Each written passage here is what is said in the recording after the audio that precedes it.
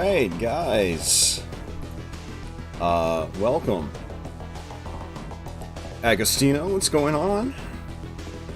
We're the first to be here on the first kind of... I don't even know what I'm saying. The first stream of its kind on my YouTube channel. So yeah, I'm gonna just try to talk as if there's nobody here because I don't know how many people are gonna actually tune in. I literally just posted this on Patreon and my YouTube channel memberships tab. So we'll see if we get anybody trickling in. I also posted it on my Discord. I do have a backer-only Discord. So if you guys have Discord and you want to join up on that server, just go to your Discord settings and link your YouTube or Patreon account. And then my server should pop up for you. And that's another way to like check for early access content, like these live streams. So what this is, and let me know if you can hear me okay, guys, you guys that are out there.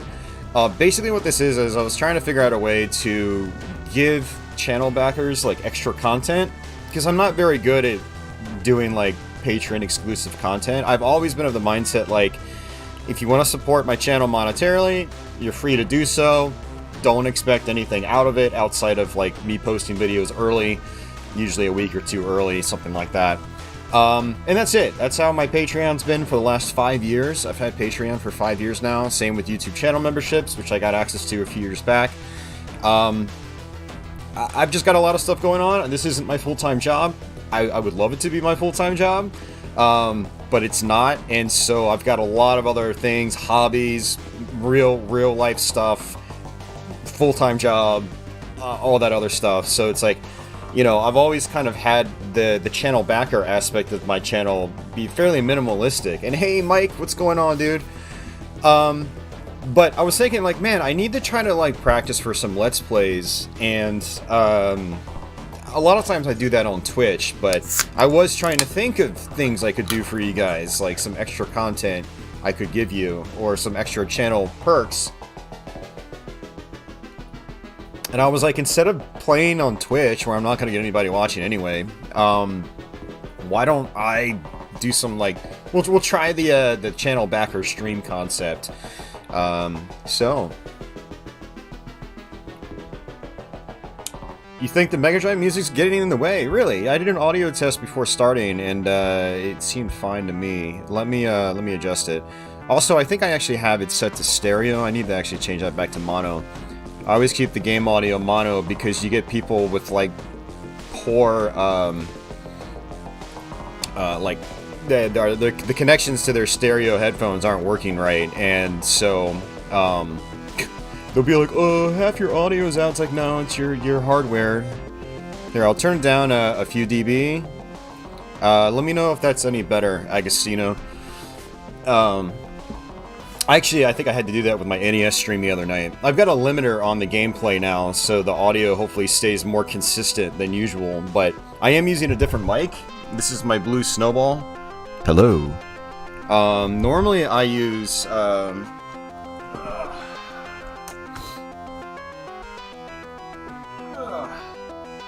Normally I use this guy right here. So that's a Shure PGA 27. You see, it's great now. Okay, awesome.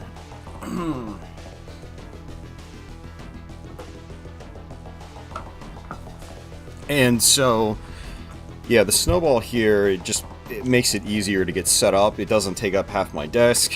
But it does sound different, so yeah, the audio is not going to be perfect just yet.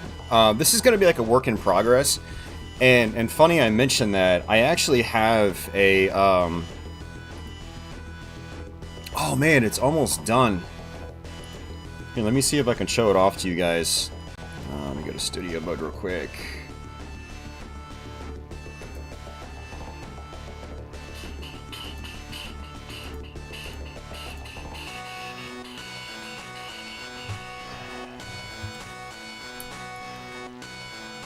So this right here, I'm going to show you, is actually currently rendering as we speak.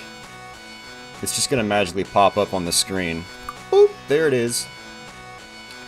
So I actually, you know, I want to make this stream a little more unique than my other streams that I usually do on YouTube to differentiate it from my normal stream content. But I wanted to have an intro just for this stream, but it took like 50 minutes to export, so it's still rendering as I do this, and I didn't want to push the stream back another hour or so, because I have to be out of here, I don't know, in about 2 hours, which will give us about 2 runs of this game. This game's about an hour long, I think. So yeah. Kind of a fun little thing there. I am trying to make this a little special for you guys. We might even try to fit that in. Hey, Azusa, how's it going? I'm alright, thank you. How are you? I don't get to see you very often on these streams, so it's good to see you. Cheers. Diet Coke cheers.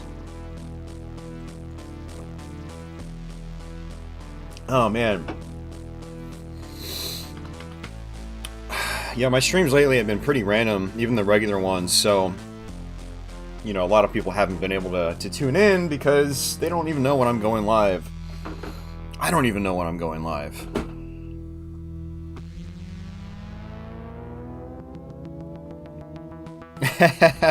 Right on, Agostino, I hear that.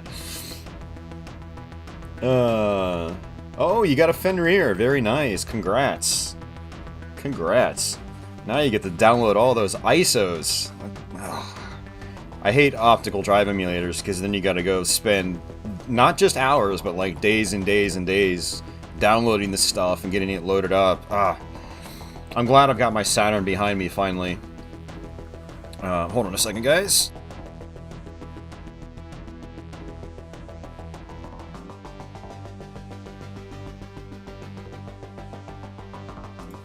Okay. But yeah, congrats with that. I mean, it's...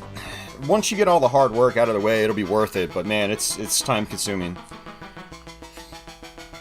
Oh, very nice. That's cool. Uber's just gonna copy his stuff for you. Very nice. Yeah. Yeah, that helps a ton. That helps a ton. I've always done it myself, unfortunately, so it's like...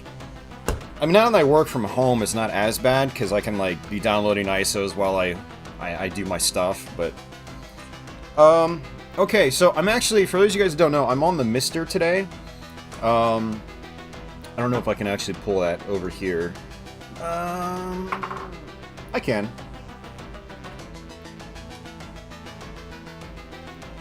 So this is my Mister right here. I don't know if I've really shown it on stream before, but I've streamed from it a lot, and I always label the streams as Mister Stream, so you guys know I'm playing from it.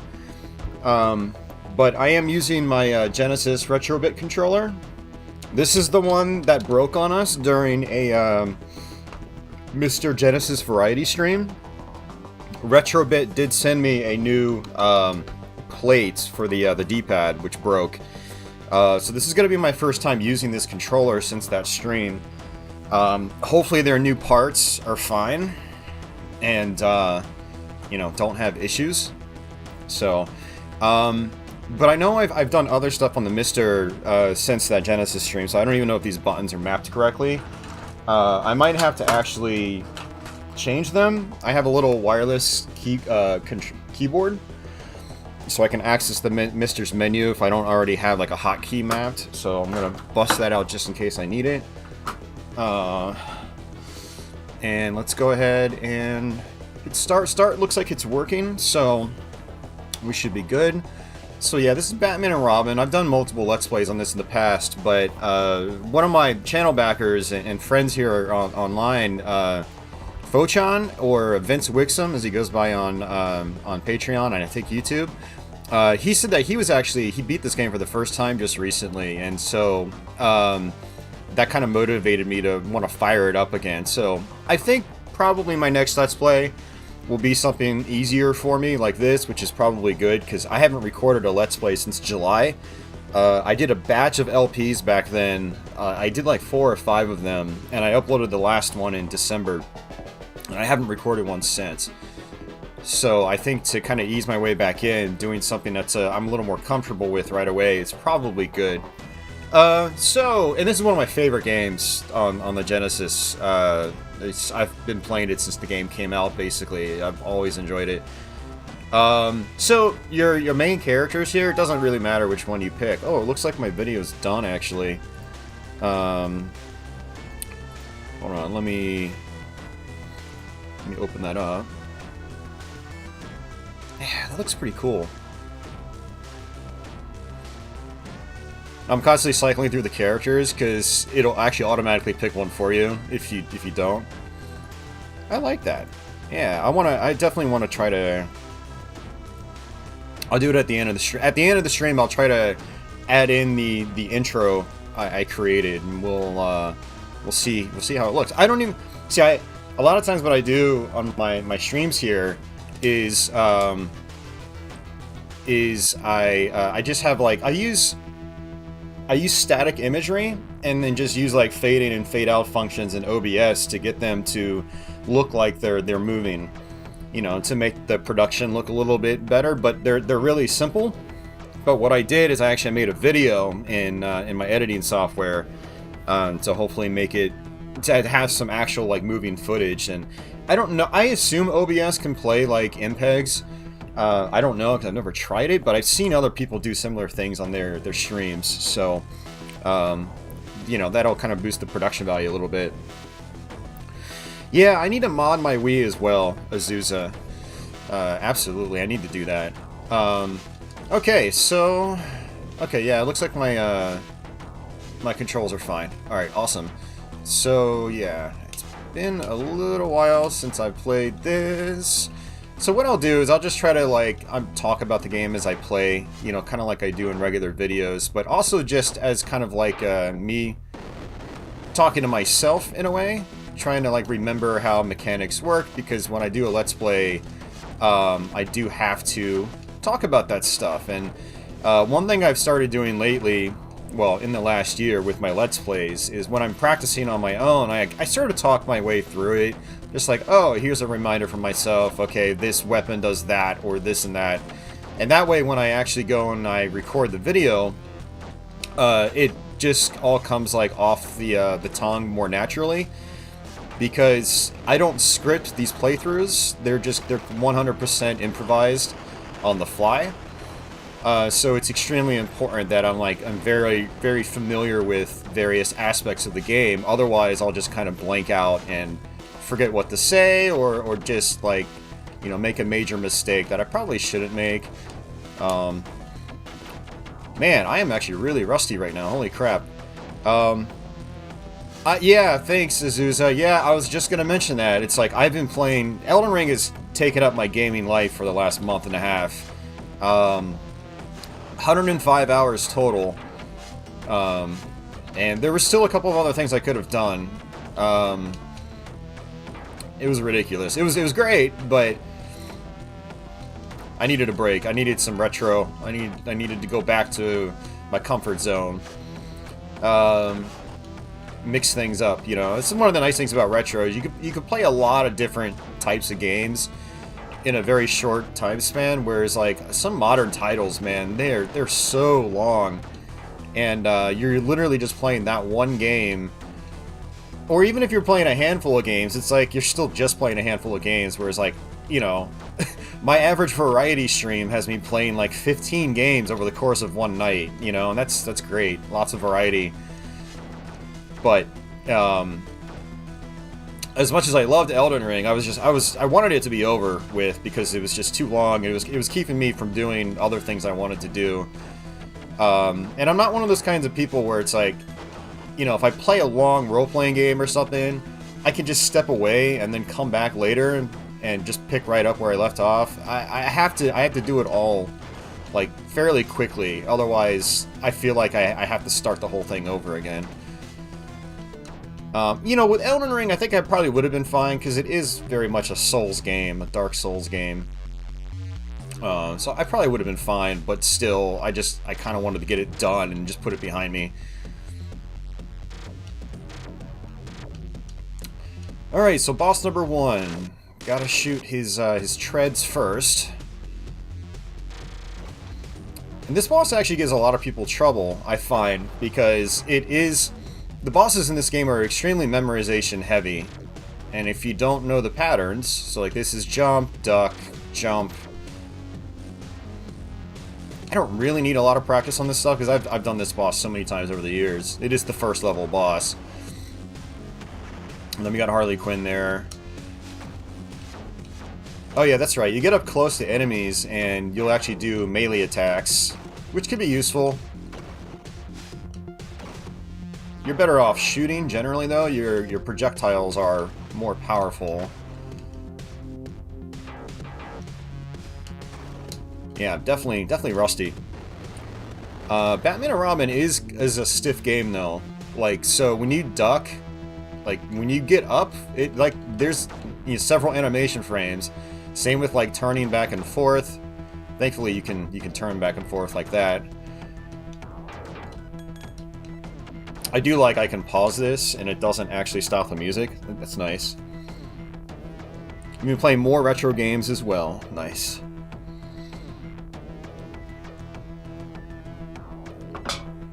Oh man, there are more modern games I'd like to play, but man, yeah, the whole time-consuming aspect is the killer for me. I mean, especially like these open world games, they're huge by default, and I like the open world structure. It's really cool, but it's so time-consuming. So the last one I did was Breath of the Wild, and that was like 5 years ago. So Elden Ring has been my first big open world game since then. Yeah, so you by the way, for those of you guys actually focusing on the gameplay, the little bat symbol, colored bat symbols are weapon power-ups. I always go for the orange one to start, because it turns into a three-way shot like this, and it's very powerful. Especially if you get up close and you point blank enemies, so basically you have all of the projectiles collide. And the green one is probably the best for later on in the game, so what I'm going to do is I'm going to play with the orange one for a good part of the playthrough, and then I'm going to switch up to green later on. Because even though it's just a single shot, it's a bolo, and even though it's a single shot, it shoots pretty rapidly, and it's very powerful. So, and later on in the game, you're gonna have much bigger enemies that take a lot more to take out. Whereas in the early parts of the game, you have more what we call in shmups as popcorn enemies, where they might only take like 1 or 2 hits to defeat. So you can literally, like a big spread shot is probably more useful against popcorn enemies than, a big spread shot being used on beefy, powerful enemies. So I should be using my jump kick more often. I completely forgot about it. It actually gives you a little bit of extra distance in the air. You can use it like it's a double jump, but you can also dive downwards, and it does a bunch of hits. I need to be using that more often.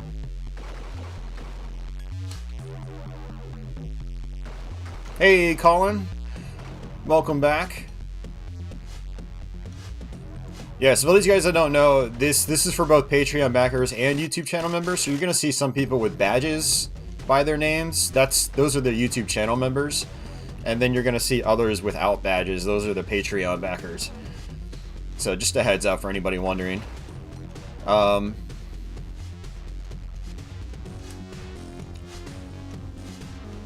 Yeah, welcome everybody. Like I said, this is sort of a new little stream format. I don't know how often I'll do these.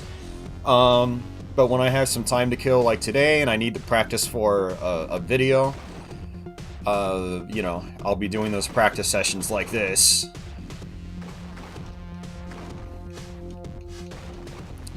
These streams will be made public after the fact, but they're not going to be published like my regular videos. People are going to have to go to a specific playlist I'm going to create if they want to watch the archives. So just a heads up on that. The idea is to make these like a perk for channel backers that support monetarily.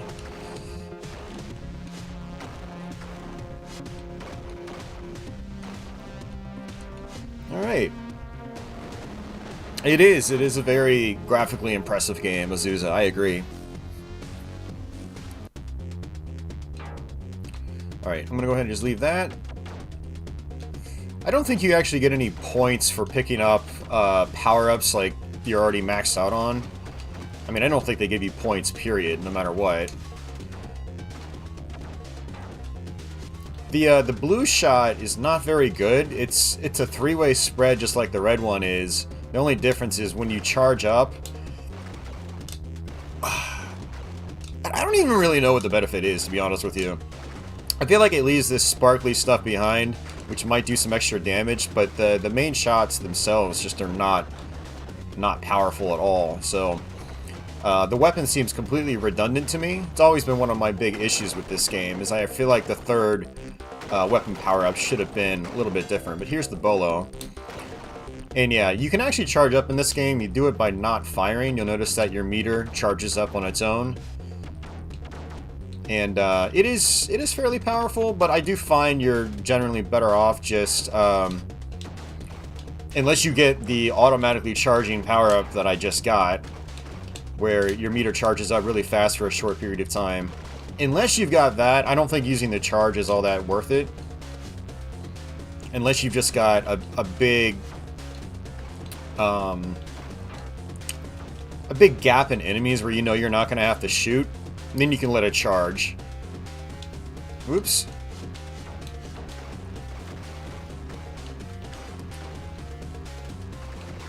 Yeah, so I actually decided that when I do my Let's Play of this, I'm going to... I keep hitting my desk because I'm so close to it. I'm going to record this from my actual Genesis hardware, as opposed to playing it on the Mister. But for convenience sake, today, I thought it would be just a lot easier to just use my Mister. Hey, Diehard, welcome back.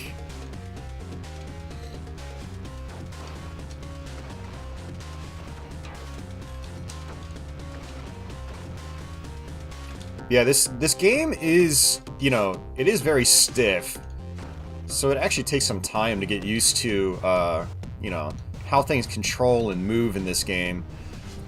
I always tell people that if they want to be more nimble, make sure they're just jumping a lot. That is definitely the fastest way to get around the screen. Whoops. Like I said, this is super memorization heavy, so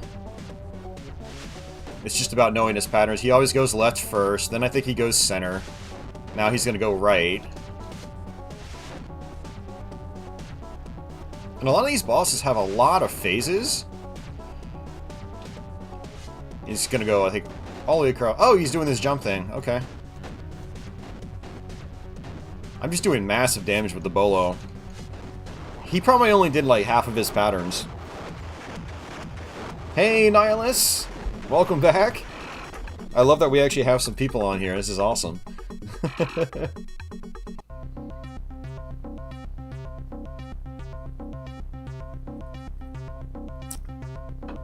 Fred gave you this game as a birthday present. Very nice. And this is not a cheap game anymore. I think complete in box is over $100 now.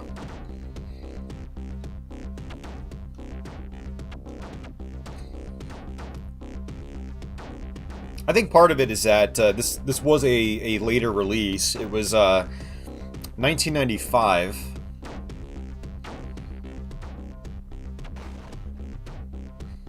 And, you know, it's one of those games that didn't really raise in popularity in the retro scene until, like, well after the fact. People kind of, like, just kind of looked over it back in the day. I mean, it's still, I think it probably still sold a reasonable amount of copies, but it wasn't those that's like, I don't know. And honestly, it might have been overshadowed by Vector Man. Vector Man was... That was 95 as well, right? I can't remember if Vector Man was 94 or 95. I want to say it was 95. I thought it was the same year as this. I don't know. But in recent times, you know, it's touted as being one of the better titles on the system for both its soundtrack and its visuals. You know, when people are like, when they start talking about impressive looking Genesis games, like these days, this is one of the first ones that comes up, like always.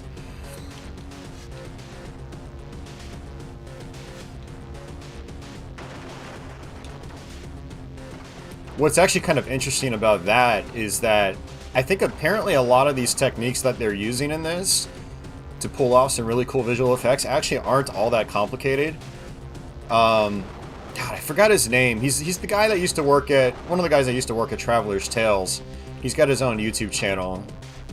I forgot what it's called.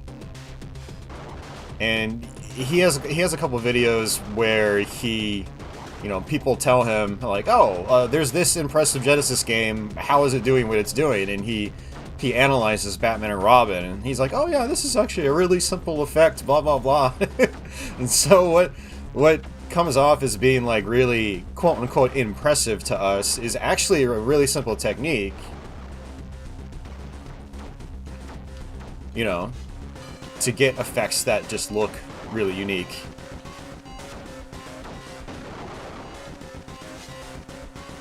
But, I mean, it kind of goes back to what I was saying earlier, just about, like, my own stream intros, for instance, right? It's like, I'm using a very simple technique that has pretty much no overhead required to get something that looks polished and, you know, somewhat professional. And it's the same way with, like, you know, some video game rendering techniques back in the day. It's actually, like, a really simple little thing, on the back end, but the effect is really cool and very pleasing and or convincing, depending on the sort of effect they're going for. Yeah, Coding Secrets, that's it. Thanks, Agostino. Yeah. I actually had that in my mind. I was like, is that the channel, or am I confusing it for one of the other retro gaming channels that talks about, you know, game development from back in the day?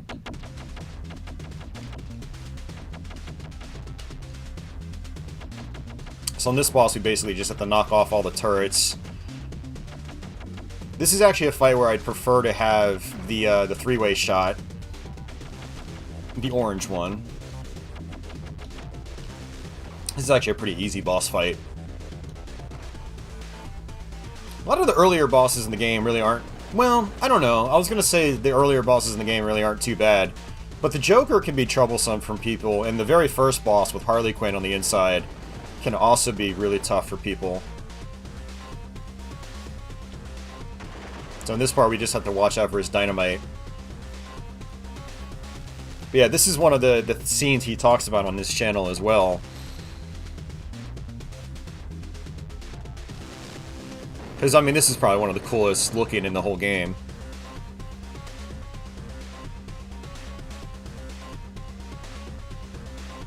Yeah, Azusa, you know, there's a saying in, like, the music creation industry where, less is more. And it's not about doing, like, the most complicated things to get your end results. It's a lot of times the solution is actually really simple. But to people that, just watch and they maybe don't create, they might not understand how simple it actually is on the back end, you know.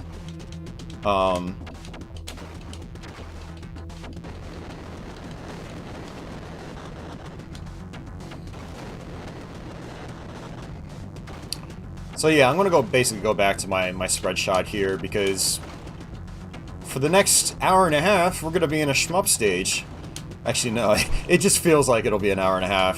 This is the longest part of the game. This is usually the thing that people have the most contention about in terms of the, you know, level progression in this game. Hey, Red!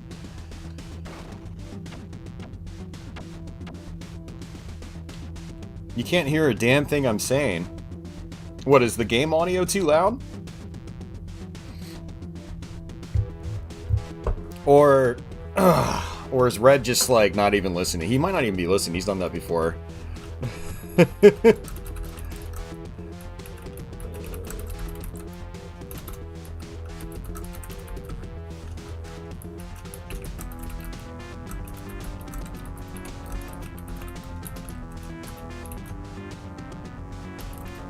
Okay, audio's fine. Alright.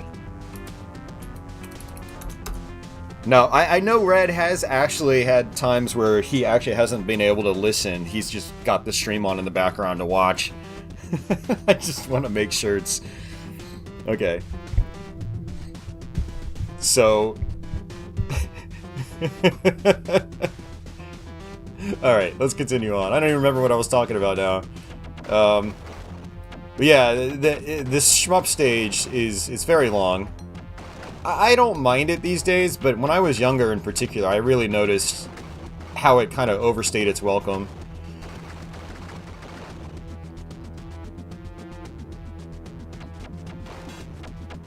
But yeah, welcome everybody. Thanks for hanging out. I do appreciate it.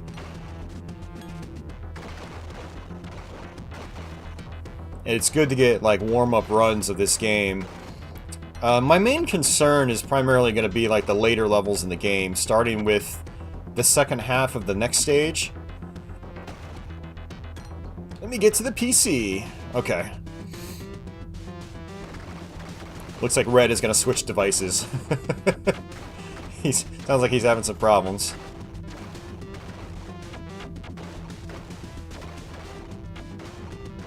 I've been having some problems on my laptop. I bought a little stream laptop last year. And I upgraded to... Well, I was going to say I upgraded to Windows 11 and then my audio stopped working. But it actually, my audio stopped working before I upgraded to Windows 11.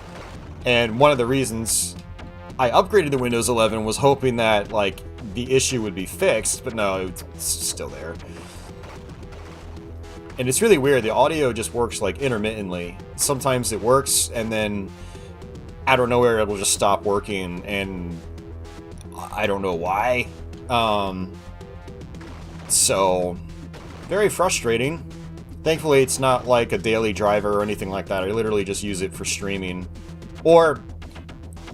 Let me correct myself. I also had it up as a walkthrough for Elden Ring while I was playing that game.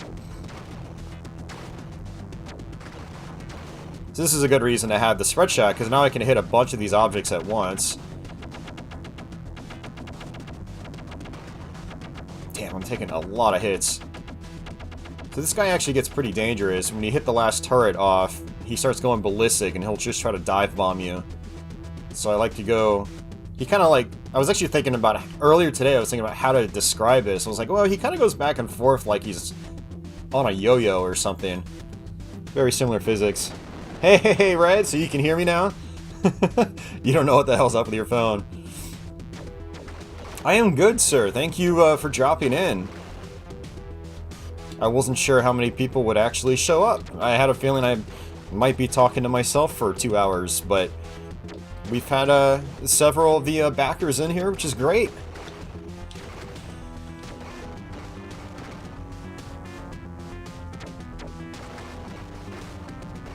Yeah, just practicing some Batman and Robin.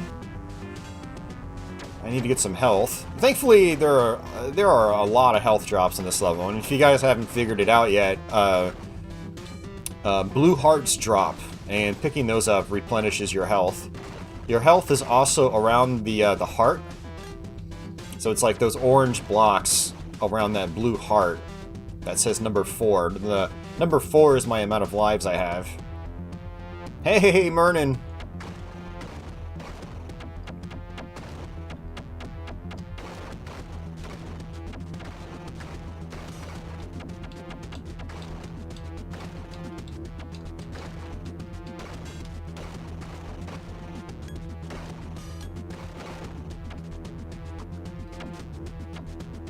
I think Mernon would be happy to know that I've been playing Xenoblade Chronicles again.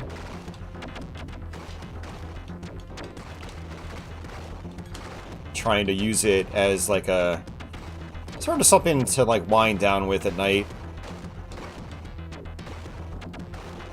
Since I haven't done a full playthrough of that in like 7 or 8 years. It's been a long time now.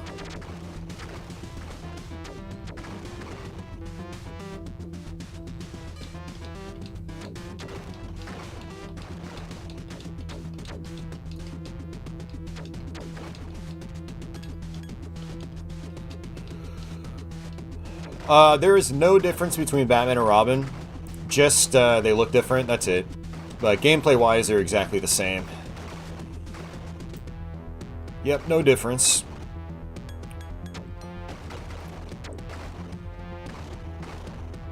Yeah, like, you can probably tell this level just drags on and drags on.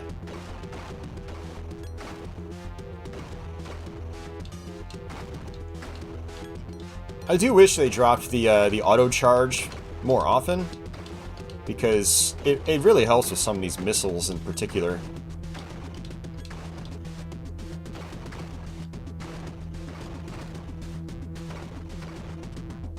I actually do wonder how the bolo would work on these things. I actually need to try to test that out.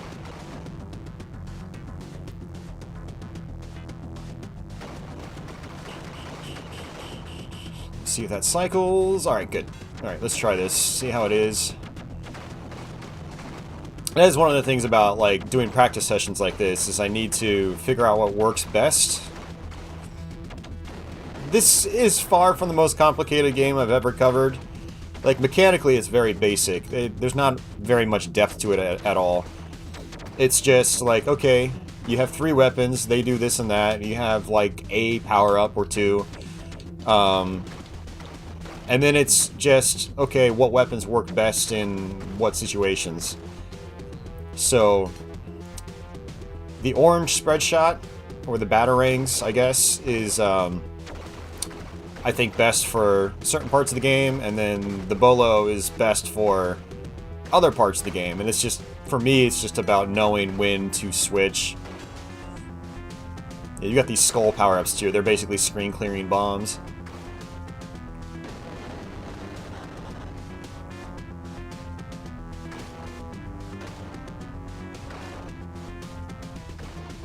Man, I'm getting hungry again.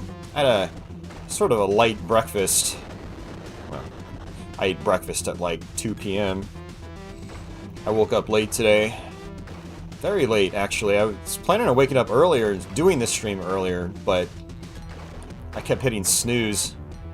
And then I slept until like 1:30. Alright, we should be getting close to the boss fight. Hopefully.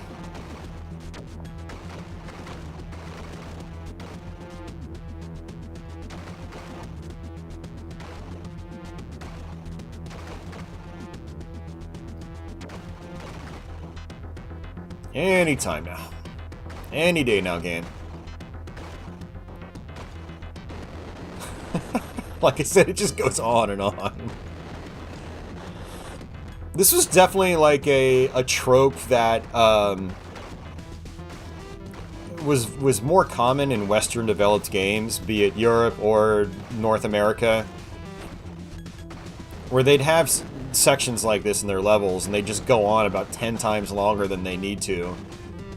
I do find, you know, especially I'd say your more high-profile Japanese developers in particular, were definitely more sensical about this type of stuff, you know. If a Japanese studio developed this game and did it exactly like it is now, they would have probably chopped this shooter section in half, if not more. Because it just gets monotonous and repetitious. It's not really providing any extra challenge or anything. It's just there. And some of your big-name Japanese developers in particular, I mean, they've preached that sort of design philosophy for so long. Miyamoto in particular, he always... I remember, you know, he would always say in, like, boss fights, you know, you test the player 3 times. Any more than that, they've already mastered it, and you're just wasting their time. Well, I added in the, you're wasting their time part, but that's probably what he means. It's like, you're just spending too much time on something that is really unnecessary. But in a lot of Western developed titles, it's just, you have sections that just go on and on and on and on. All it is just draining after a certain point. The fun kind of goes away and it just becomes draining. And unfortunately, this level in Batman and Robin is that. It's very draining. But after this, we go to another normal level. Although it could be argued the next level is a little too long as well. But it's at least challenging you. This isn't really all that difficult.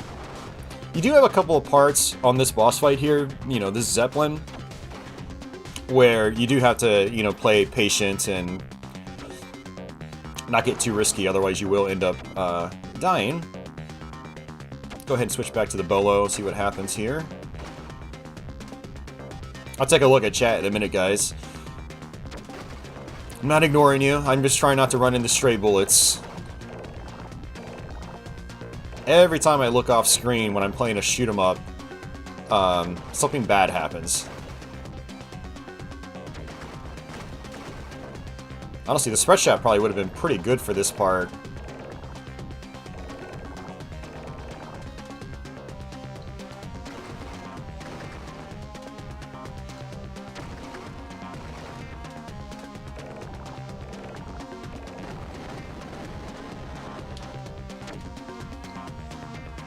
Alright, first one down. We had to do a bunch of those turrets.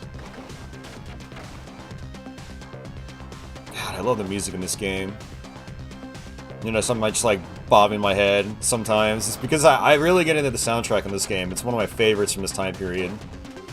Like, I actually recorded all the music a long time ago, and it's been on my hard drive ever since. This game does have a sound test menu.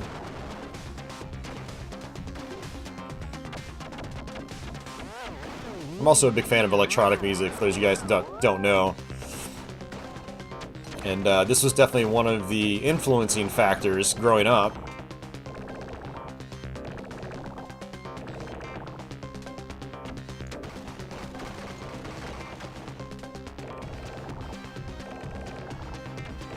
I gotta figure out how to deal with this turret, so, okay. I know one of them has like a super long string of bullets.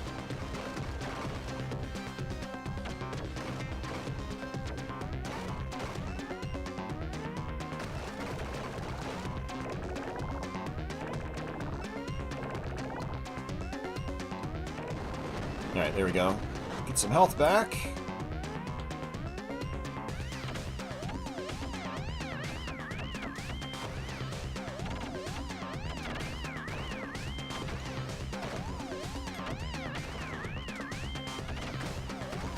Alright, let's go ahead and grab this.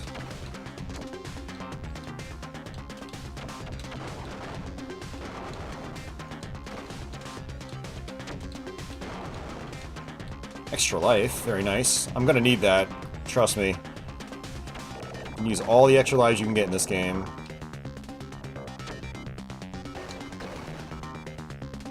Yeah, I do really think having the spread shot would have been better, because just look at all these missiles. Alright, so I'm gonna have to just make a note to myself mentally. I actually meant to have a notepad and a piece of paper. Sorry, a notepad and a pen. Notepads have paper! Not just one piece, but many pieces of paper. But I wanted to have a notepad and a pen so I could actually write down some notes. That's one thing I've been doing with my Let's Plays in the last couple of years. I'd say the last 2 years I've been starting to actually take notes on games because, like, I'm gonna forget a lot of the stuff. Especially when I'm playing something like Monster Party. Ugh. That was a chore to get through.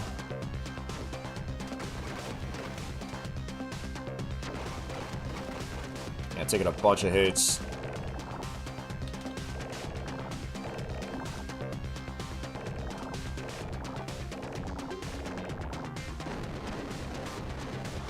Alright, I think we'll be fine for the next boss.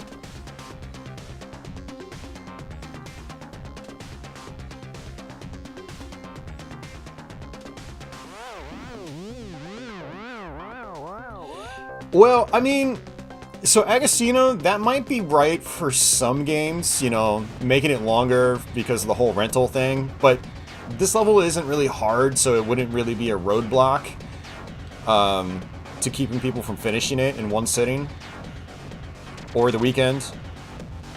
But now when it's like long and extremely difficult, yeah, that could be a part of it. I could see that. We were actually talking about that the other night on my NES stream. About how, you know, some games would be brought over to North America and they'd be made harder. And a lot of people do speculate that that was because of the rental market. You know, Castlevania 3 was made a lot more challenging, potentially to combat, you know, weekend rentals. So, because in Japan, video rentals were, I think it was illegal. I think it might still be. So, you know, their rental market was like non-existent. Karate Kid was difficult. Karate Kid is difficult, yeah, but it's such a short game. It's the game's like 15 minutes long when, you know, you learn how to get through it. Mernon lost it when Xenoblade Chronicles 3 was announced. Oh man. Oh man. Red says this is one game he's never played on the Megadrive, so it's cool to watch me go through it. Die Hard says, gotta say I really like the music in the game. You've got good taste, sir. It's darker, edgier, electronic type stuff, so it's not gonna be for everybody, but it fits the theme, you know, because Batman's always been dark and brooding. But it's got energy too, and it really makes good use of the Genesis sound hardware.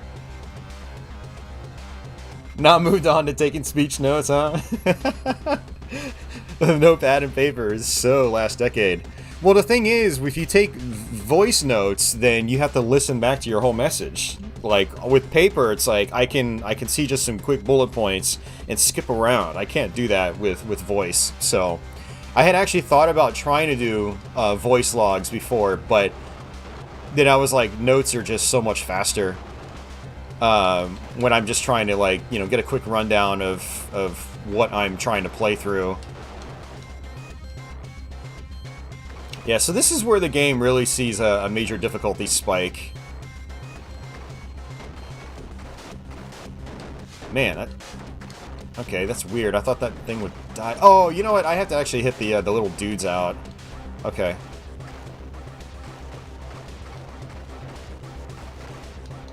Yeah, that's what it is. I thought I had to just hit the boxes and that was it. Alright, good to know. See, that's something where, like, I would have taken a note. You got these things on the ceiling.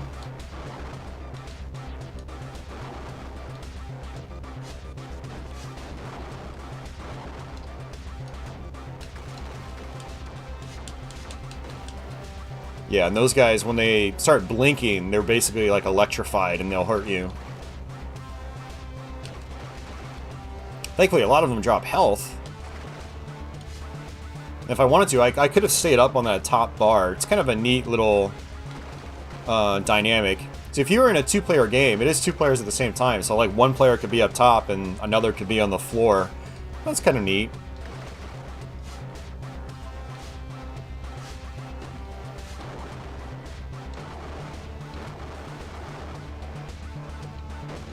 Oops.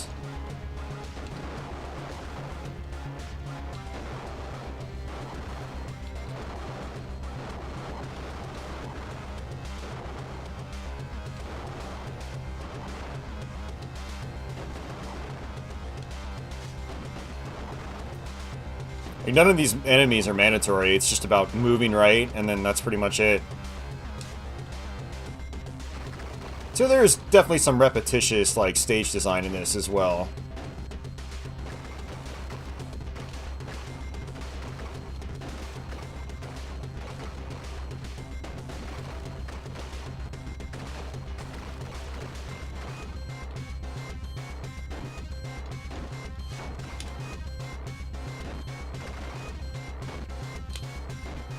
I think for this part I kind of want to stay up top.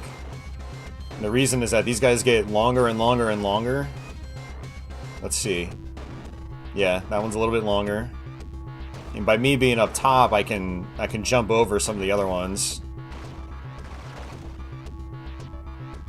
Yep, a little bit taller. The Magic of Scheherazade. Yeah, that's like a top-down action adventure. I don't know if it's actually a role-playing game.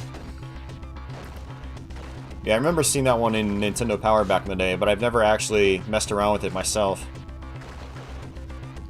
That is one of those ones I'll probably end up owning in my NES cart collection. My ever-expanding NES cart collection.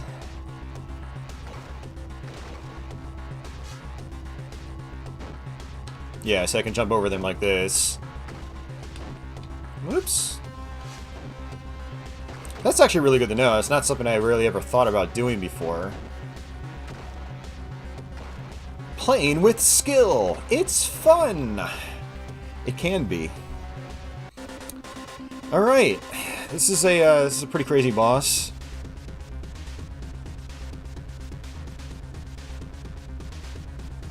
Yeah, Nihilus, I mean, I'm kind of the same way. When I was playing Elden Ring, I was skipping most of the voice acting because, like, it was faster for me to just read. So one strategy, too, is just to jump kick over and over. Man, I'm playing really sloppy here. I really don't want to die.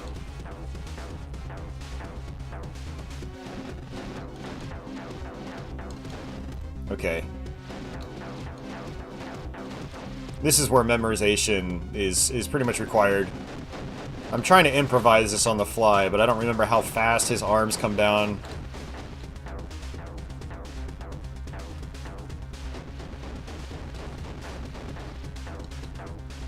I probably should be jump kicking. Kind of like that, instead of just moving normally. And he is going to use his eyeballs.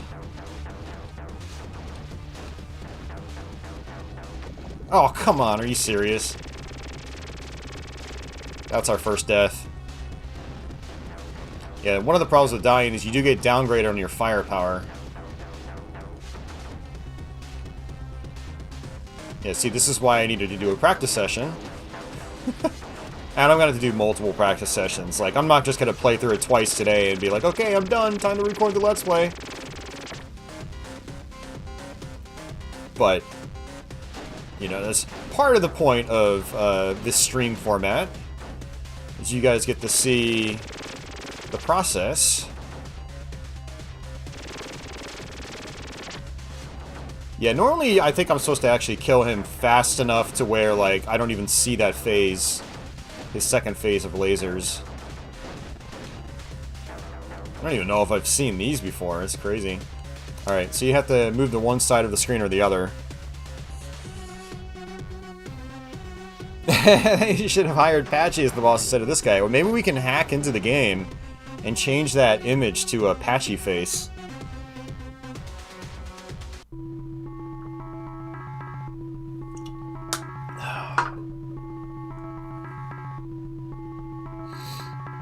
Well, you know, it's funny you say that, Nihilus. It must be irritating to watch me play a game because, welcome, Trevor! It just skips out because you've read it all already, you know? But other onlookers might not realize that. And I was totally thinking about that as I was playing Elden Ring on stream. I pretty much streamed the entire thing on Twitch. And yeah, I was just skipping the voice dialogue because I was reading. I had already read all the text. So.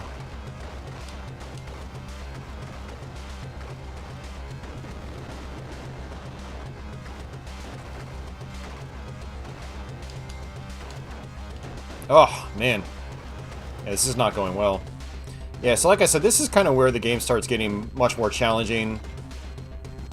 And I have to be much better practiced at it if I'm going to get through it consistently.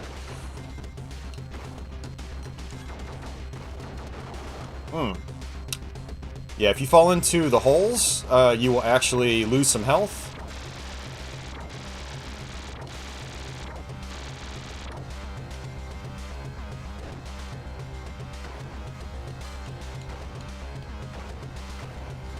I'm almost thinking my three-way shot would still be better on this level overall. but I haven't really had a chance to switch. If you switch weapons, you don't actually upgrade them in the process, and because I died, I wanted to make sure my weapon was maxed out before I actually switched. You have to pick up a weapon of the same color in order to actually upgrade it. Uh-oh. That was weird. Okay, there's another one. Got it. Okay, yeah, I think I'm going to make a mental note. Yeah, look at that. I'm not even... Wow, I got downgraded heavily for dying just once. Got downgraded way more than I thought I would.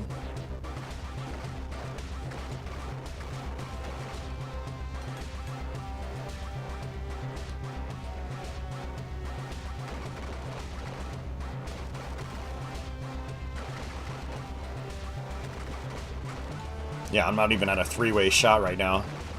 The next one, I think, will be a three-way. Trying to destroy these chains of enemies before they start blinking at me, because that's when they hurt me. Ooh, that was close.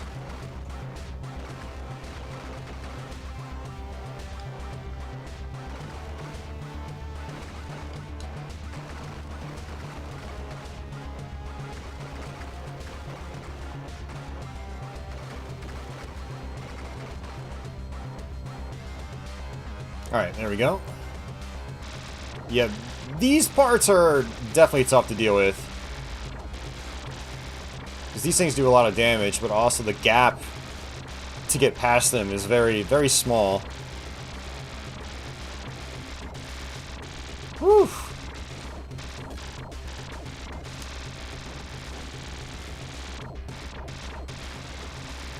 Oh, that was bad.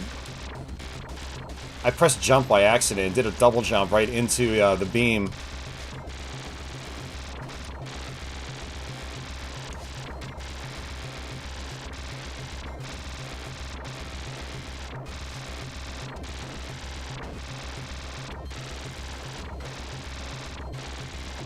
Oh, it spreads off so much at the top. Oh. This is the boss fight. Oh, and look how heavily downgraded I am. I just got punished really badly for that.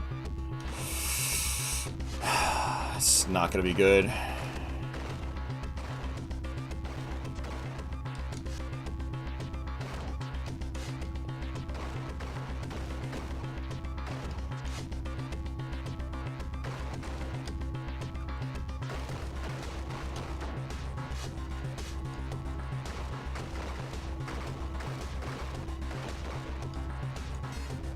I'll take an extra life. And you have to watch out for these guys that bust out from the back.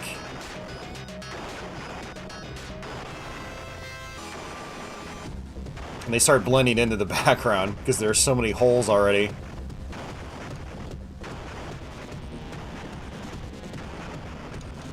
Oops.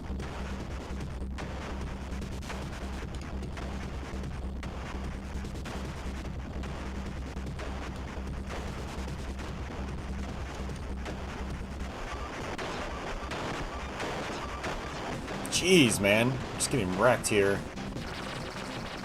That's way more than I remembered. Ugh.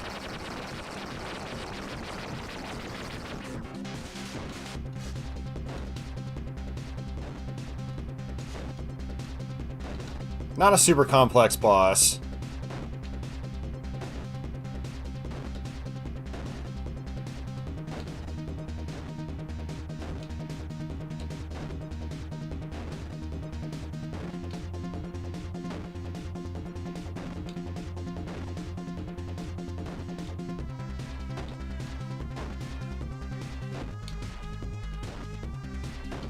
Such a goofy looking boss, too. I love it. And I love the creativity in some of these old games. It's crazy.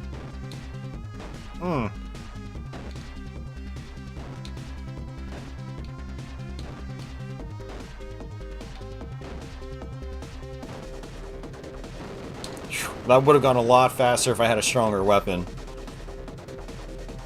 Attack of the Atari monster, yeah, basically.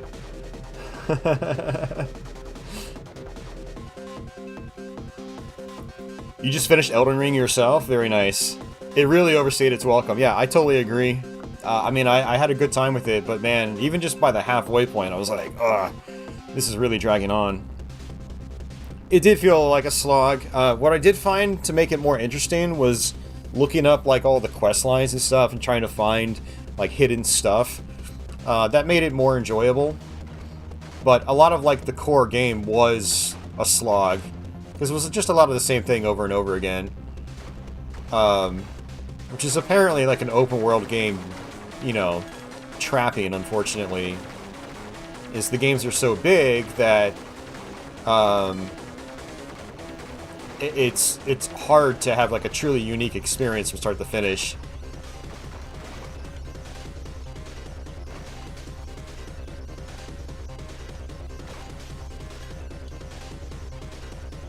Another really nice background effect.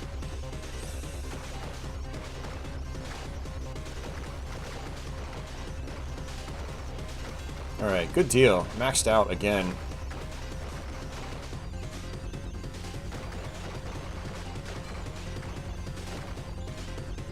Wondering if I should use the bolo on the boss. No, I think actually, well, maybe bolo would be good. That way I have the bolo going into the next level, which that was one of my game plans going into this, is making sure I had the green weapon on the final stage. Because I usually struggle with that final level.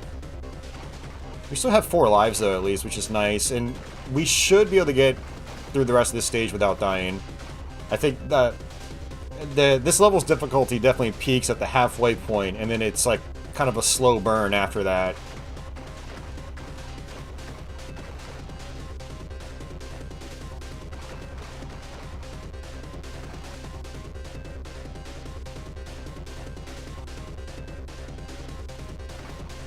How, Mernon, how far have you gotten into Elden Ring, out of curiosity? I'm kind of curious, like, how much of the game you've actually seen. Because I've heard a lot of people make those statements, like, Elden Ring fixes all the problems with open world games, and I'm like, no? Compared to regular Souls games, it's got some nice quality of life improvements, like fast travel right out of the gate and stuff like that. Being able to level up at bonfires instead of having to go to some kind of hub to do it. But as far as open world standards, I mean, it's very, very, very similar from start to finish. Hey, Vince, what's going on?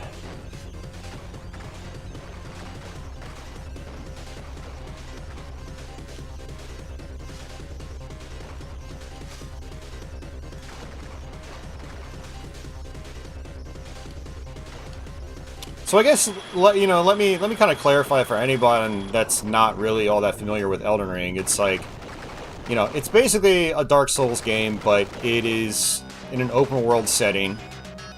You do have like a main storyline you're trying to progress, and for those areas you have like some nice, deliberately designed dungeons that are, unique to that part of the game that you're in.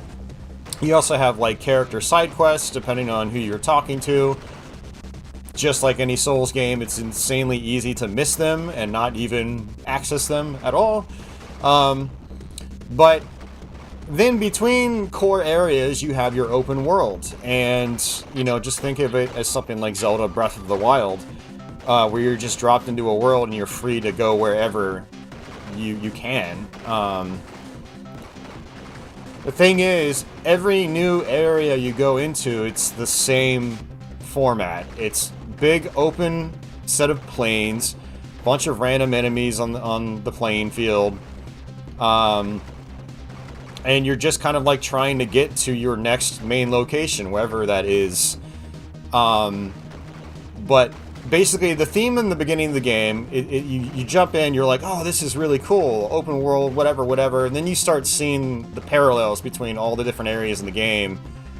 With the first area you started off in, it's like, well, okay, I just, there's like, your usual enemies and stuff like that. Oh, I can keep moving. I thought I was actually locked into a screen here. Like, now I'm locked in. I thought I was locked in already. But every area in the game, it has some catacombs you can go into. Those are other dungeons. It's got caverns you can go into. Those are another form of dungeons. And the designs in all of those it's basically the same kind of thing. The catacombs, their areas I think are mixed up a little bit better than the caverns, but it's still the same concept for every catacomb you go into, basically. And, usually you'll fight a boss at the end of them. Usually the items aren't very good. So you're like, I kind of just went through this, and I feel kind of like I'm leaving empty-handed. And, you start seeing the repetitive... I hate using the term copy-paste, because it's not necessarily copy-paste, but you could tell they're reusing the same types of themes over and over and over again to pad out the length of the game.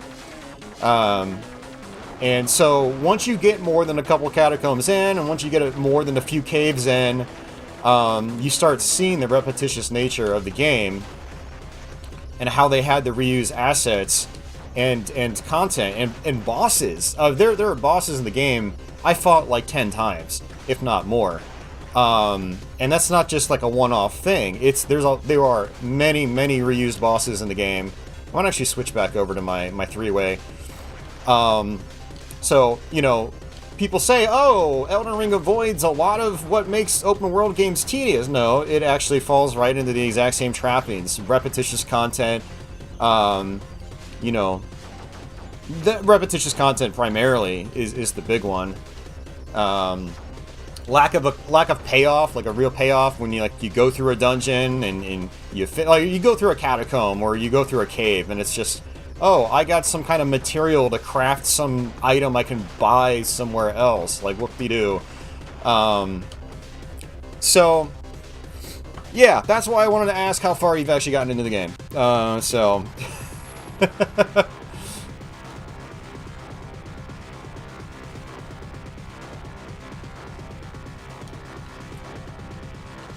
Alright, let me focus on this boss, then I'll take a look at chat again.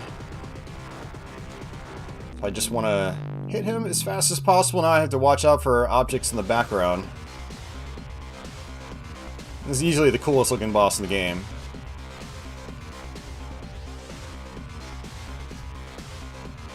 And just use my jump kicks.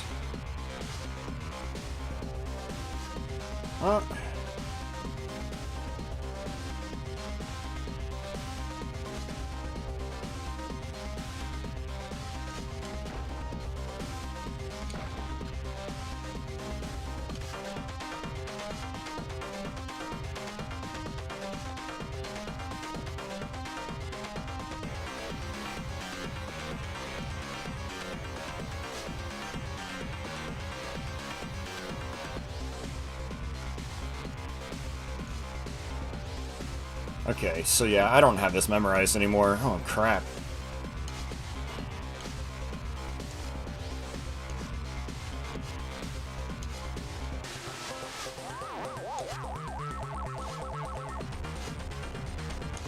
It's kind of hard on my eyes now. As I've gotten older. Okay, now he's gonna drop rabbits out of his hat.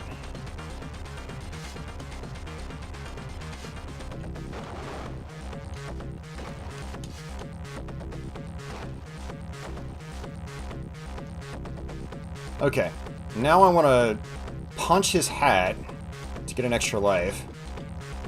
There we go. Alright, good. Woo! Yeah, Vance, thanks for finally making it.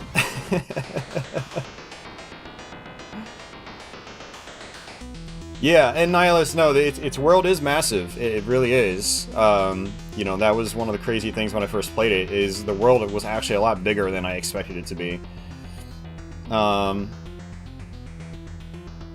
You're as far as the main quest goes, you're at the capital. Yeah, you still got a ways to go. There are some secret areas too, Mernon. Make sure you don't miss those. Definitely look up you know, walkthroughs if you have to. But yeah, Ronnie's quest is definitely a big one. You definitely need to do that if you want to unlock some content.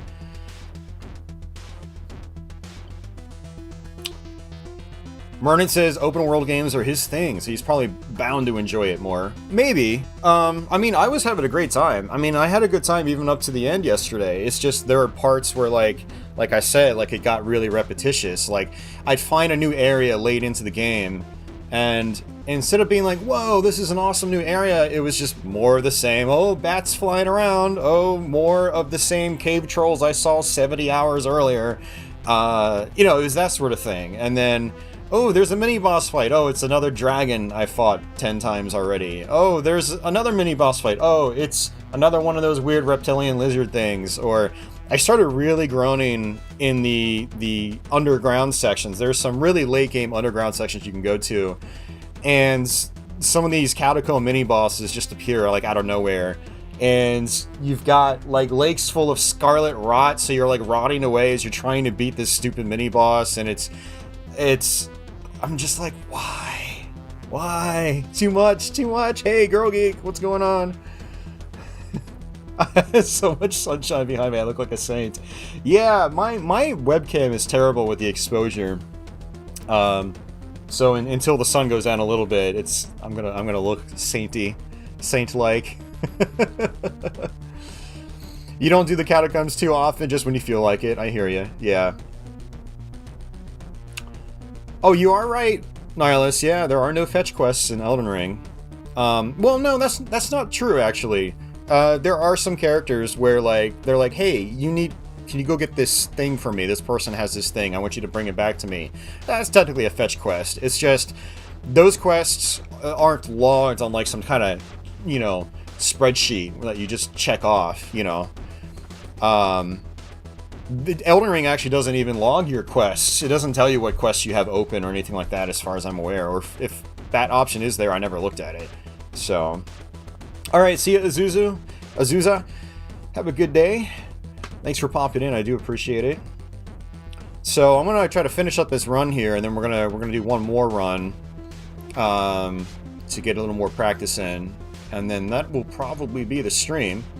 And then before I actually end things here, I do want to actually try to import the video I exported to see if OBS will play that back, because I do want to have, like, special intros for you guys. Again, trying to make these streams a little bit different from the usual ones, if you know what I mean. See, this is where I wanted to try to have the bolo, because a lot of these guys take a ton of hits, and I feel like the bolo might work better here.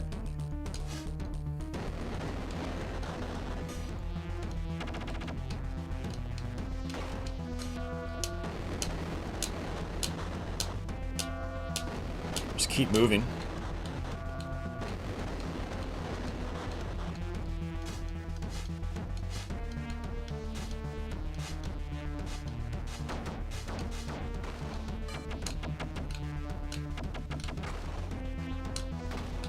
Oh no, I do not want that. Ah, stupid enemies.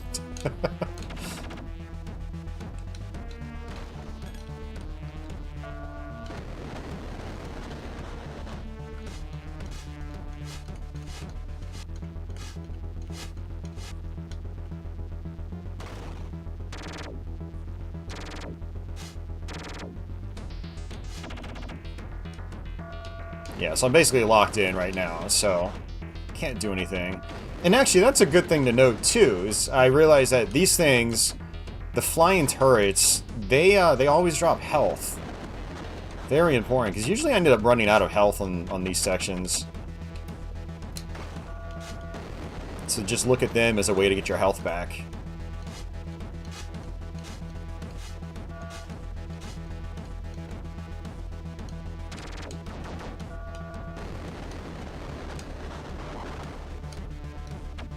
Assuming they don't self-destruct.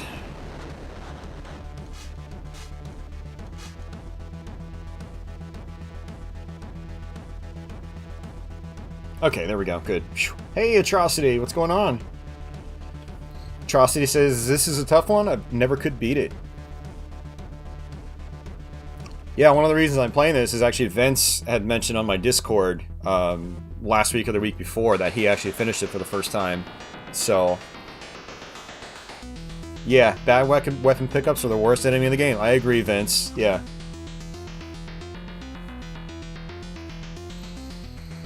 Yeah, exactly, Atrocity. That's kind of my concern too. The bolo is really good, but sometimes it's hard to hit enemies with it. And I'm kind of like bouncing back and forth on what I want my main strategy to be. It's like, do I keep... Man, I don't know. I will say the bolo is probably better if you end up getting downgraded because you died.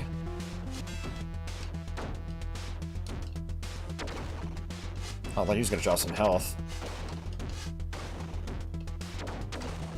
Yeah, now they start trolling you with these gray pickups, and they actually downgrade you.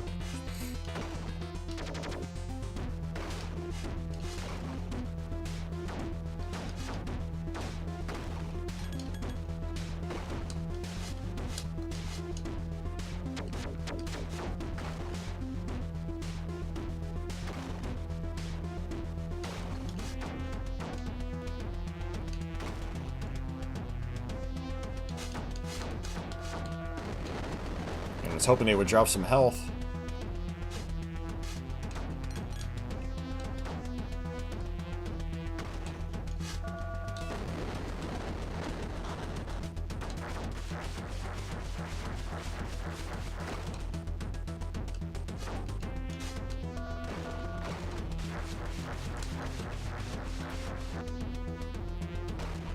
I mean, I have 5 lives. I actually, you know, I think I'm pretty good as far as getting like a 1 credit clear is concerned. Which is good.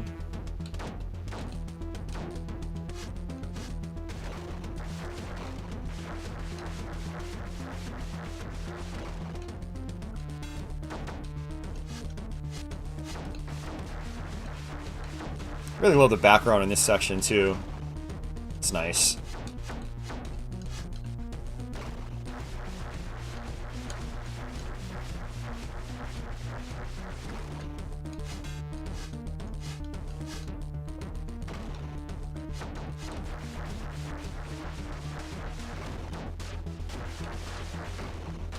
Yeah, I think you're right, Vince.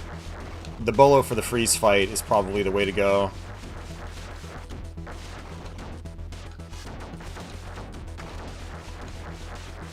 Oh, man. Yeah, one of the things about trying to turn around in this game is it's so stiff. It takes you a long time to switch sides. And what I often find myself doing is like shooting too soon before I fully turn around, and then I get locked into the position I don't want. So you've got to be really careful about that in this game.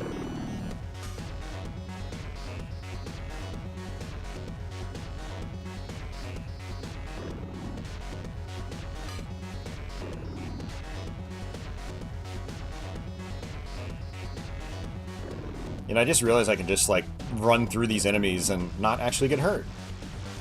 So that's good to know.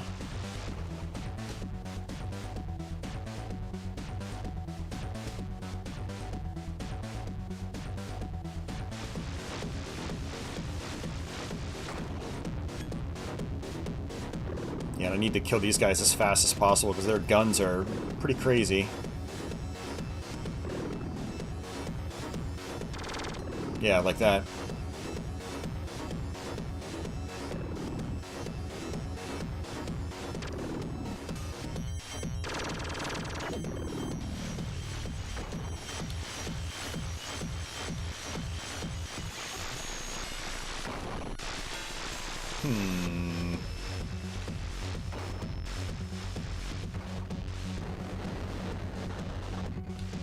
Need some health again.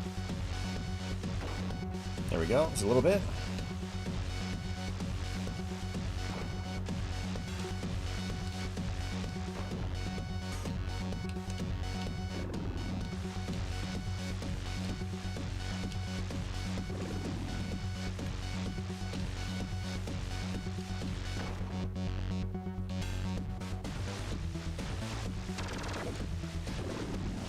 Okay, you know, you can just keep moving and avoid those projectiles. That's not too bad.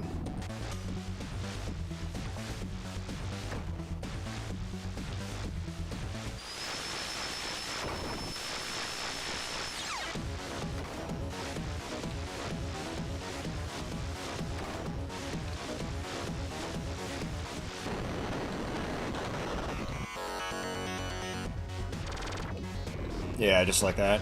Boom!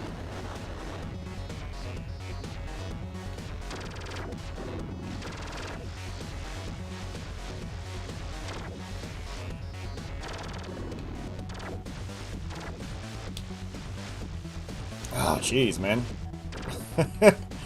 Too many enemies for a section where I have to... Like, I move so slow. Gradius, this is not. Oh, and that's it. That sucks. I'm going into the final boss without full health. It's okay. We were pretty much guaranteed a 1 credit clear, but I was hoping to come in with a full health bar.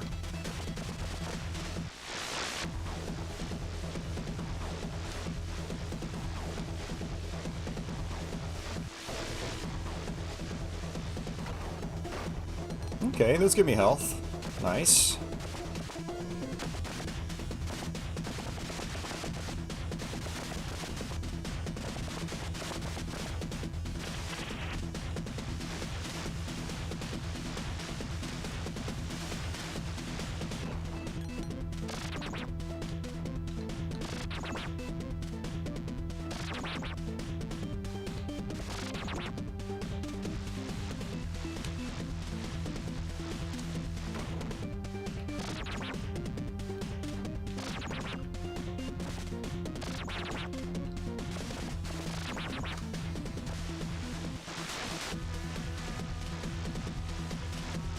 Man, it's really hard to avoid these things. 1 measly heart, great. It's almost like I can just follow him, and I'm safe.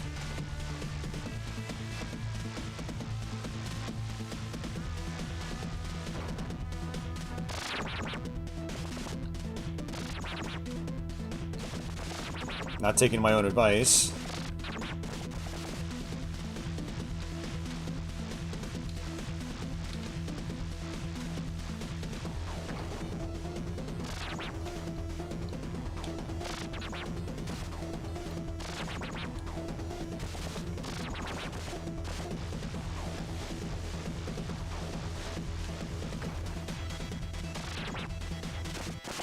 I mean, this works too if I can dodge.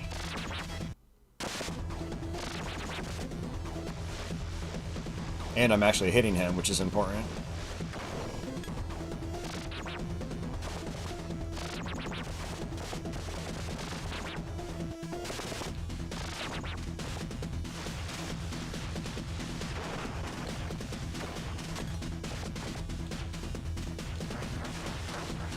That's right, I totally forgot he does that. Okay.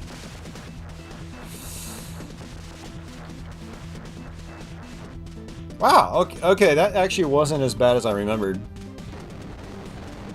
Yay, practice! That's what practice is for. You learn things. Oh, man.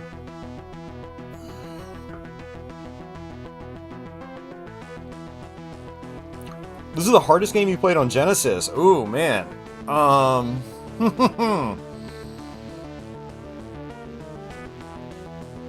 1cc.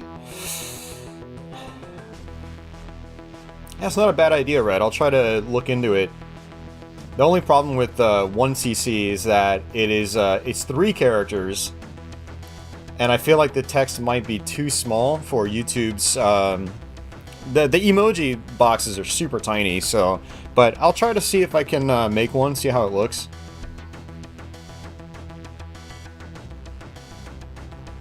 Yeah, thanks guys. Thank you very much. Like I said, we're gonna do another run. I am hungry, but how long have I been streaming? Damn, that was almost 2 hours. That was probably because I paused and talked a lot. So I'll still try to talk on this next run, but I'll try to stop less often. Because I do want to be out of here by maybe around 6:15. I want to get some food. Then I'm gonna go do Pinball League tonight and get some practice in before I start. Yeah, the ending isn't very long. It basically does this. You can even let it sit, and it'll just automatically go back to the title screen. So Alright, later, Nihilus.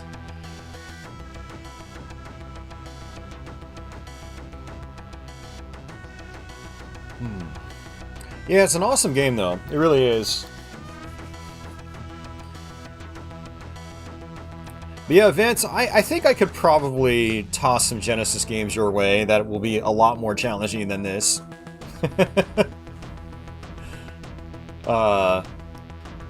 And you might be surprised about Ghouls and Ghosts. I mean, I cleared that game really fast back in the day. Genesis Ghouls and Ghosts is a lot easier than the arcade version. And there are some things that make it easier, like more frequent checkpoints, that sort of thing. Alright, let's do it again. We'll do it as Robin this time. Just to show you guys, this has not much for options, but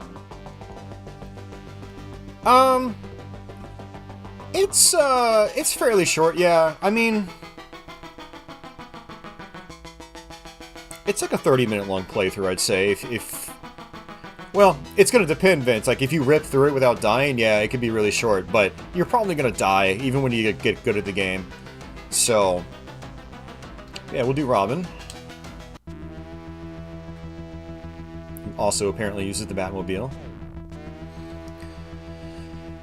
I'm thinking of actually just kind of skipping the Bolo this time and just doing my usual strategy with just the red shot.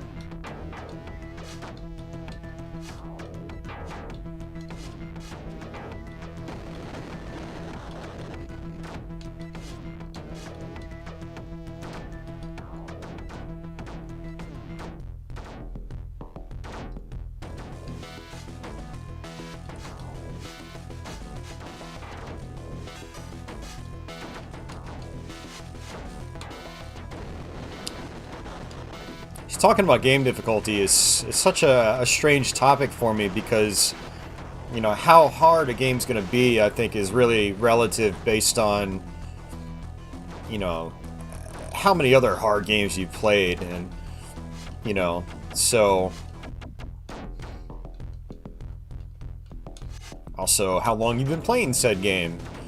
Like, I've been playing this game since the 90s, so it's not that hard to me, you know?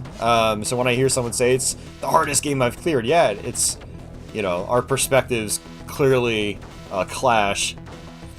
But I know you said you beat X-Men 2, and you're like, that wasn't that bad. I thought it was a pain in the ass. But that was also 6 years ago, so that was, you know, it's been a long time since I last beat that game. And since I learned how to beat the game.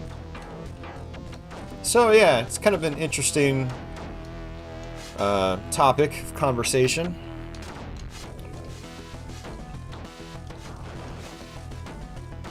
It's interesting hearing like what's hard for some people and what was hard for others.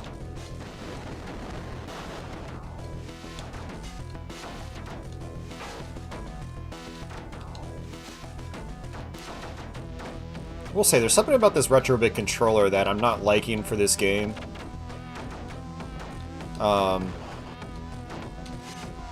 It does have some extra keys on it, like it's got shoulder keys and it's got a an extra like home button that's not on a normal Genesis 6-button controller. And so that's kind of like screwing with me, because I've been using the Genesis 6-button since it came out. You know, we're talking almost 30 years now of muscle memory. And also these buttons, they're not quite as snappy as, like, you know, the Segas from back in the day. And I feel like some button presses aren't registering fast enough. It's really throwing me off. So yeah, when I do my full playthrough of this, I'm going to be doing it from original hardware, so...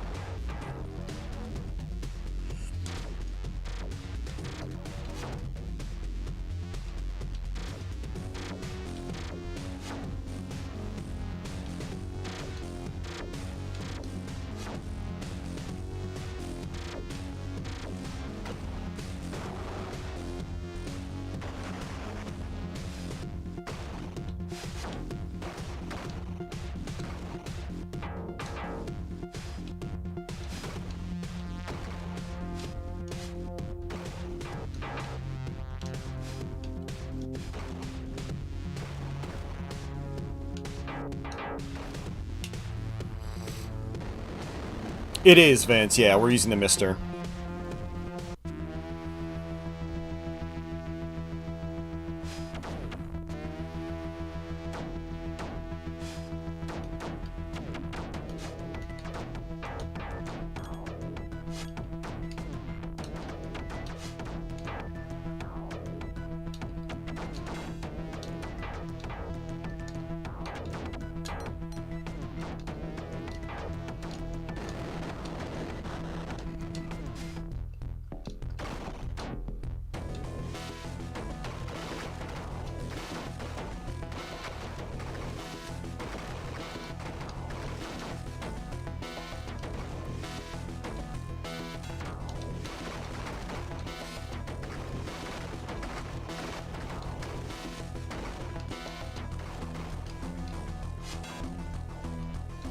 All right.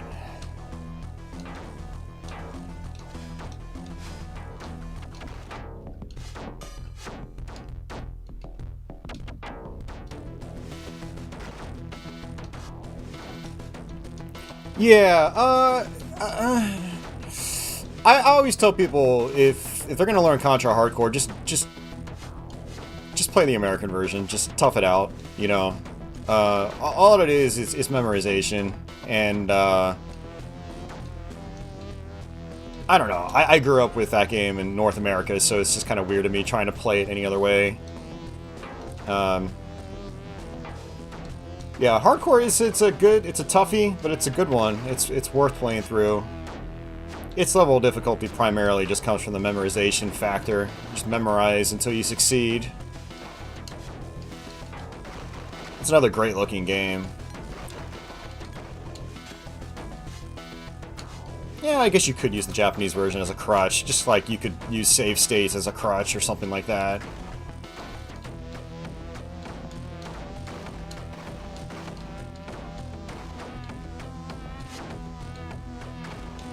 Yeah, you guys will actually see me doing that on future streams. It all depends on the game I'm playing. This game I'm already really comfortable with. You know, like I said, I've been playing this game a long time, and I've already got multiple Let's Plays on my channel of this game. Hell, I think I've done some live stream playthroughs as well. But there are some games we're gonna mess around with. Like, I want to practice Wardener again, and so I'll probably be like making some save states on that. To practice like really tough sections. That way, you know, I can get better at the game faster. That's what it's all about. I used to be of the mindset like that I don't want to use any tools to help me beating the game. I want to beat a game like the way I would have had to beat it in the 90s. But as I've gotten older, I've realized that, like, dude, I don't have infinite time on this planet, and there are a lot of games I want to play and get decent at. I don't want to have to do it the way I did back in the 90s. I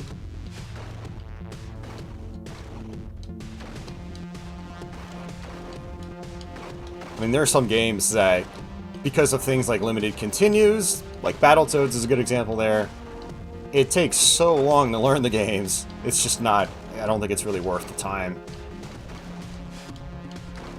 The payoff isn't really there, you know? So, for like these videos in particular, I'll just like load up a game on like one of the mini consoles I have, like the Genesis Mini, and then just use the save states, you know? I don't save scum my way through the game. I still try to play the levels normally, but like if I know I have trouble on like level 5, I'll save state right at the beginning of level 5 and just play level 5 over and over again, you know? Basically use it as like a tool. And using other versions of games is another way to do the same thing, you know, like, or a similar thing, like the Contra Hardcore example. Japanese version has a health bar now. I don't know if there are any other difficulty differences, like enemy placement differences or anything, but you can use something like, you know, an added health bar in another version of the game to do something similar, you know, basically help you practice, help you get better at the game faster.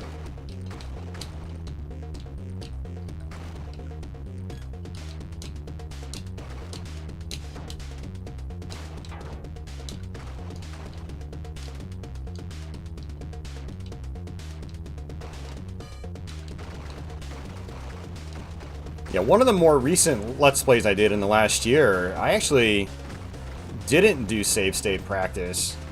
And that was Super Pitfall. I don't think I did any save state practicing on that, so that was kind of an interesting one. I actually, like, learned it legit.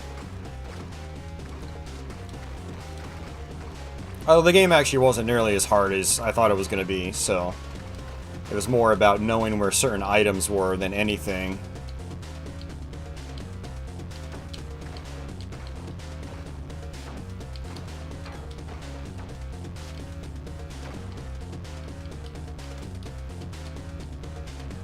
Alright, boss time.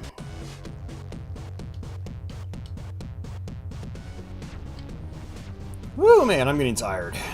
It's mainly because I'm hungry. Might need to go get some more caffeine while I'm at it. Okay, back over to the left.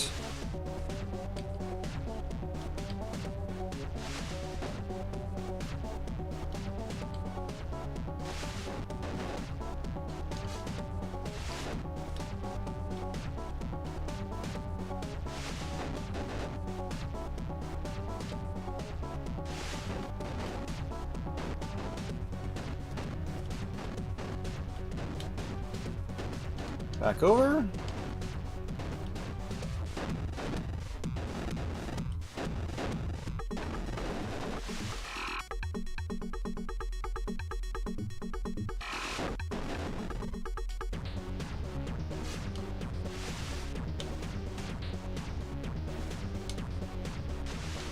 Oops.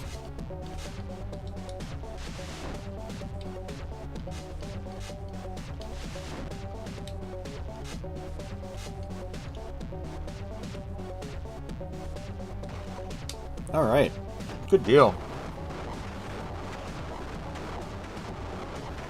Atrocity says, regarding difficulty, it does depend on comfort level.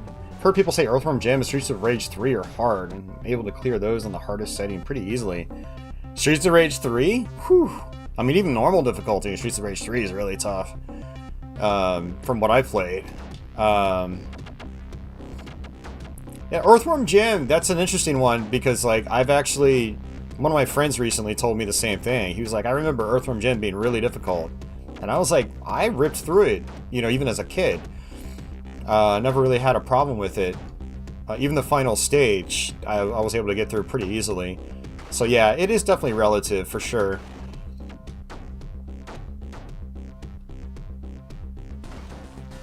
I did play Ghouls and Ghosts Resurrection, yeah. I actually did a live stream of it when it came out. I haven't gone back to it, though, because it's, I don't know, for me, I had a lot of trouble with it. I thought it was extremely difficult. Which, funny enough, I actually wasn't really expecting. I was, you know, it being a modern Ghosts and Goblins game, I was expecting it to be a cakewalk, but I think it's probably the hardest in the series based on my experience with it so far.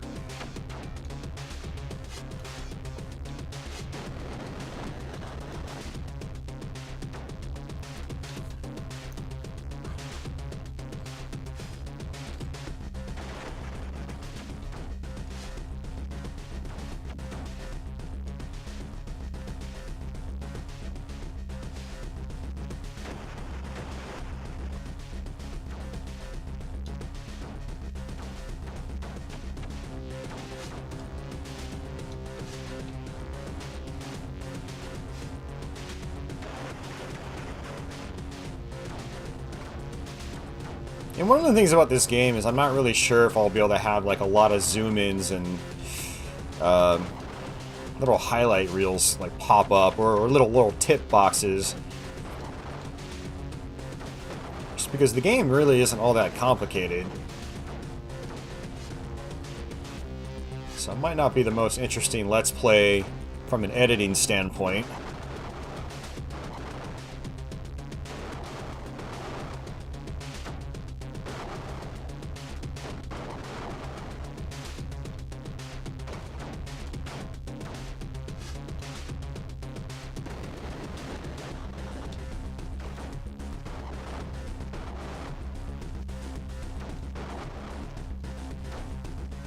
Oh, I also need to make sure all those like white flashes don't throw my capture card out of whack when I go through the FrameMeister.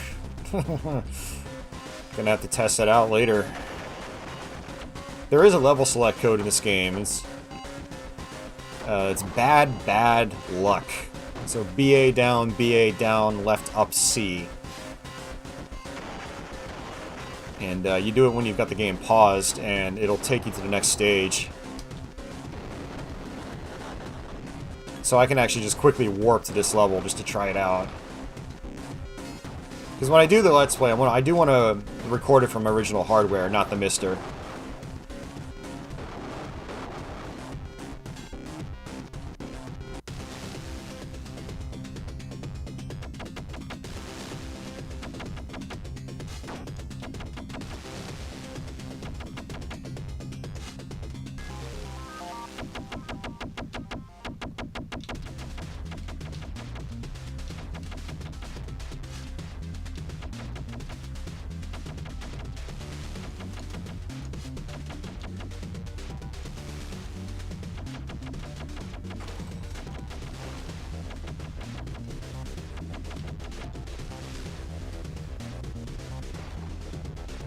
Taking all sorts of damage, but whatever.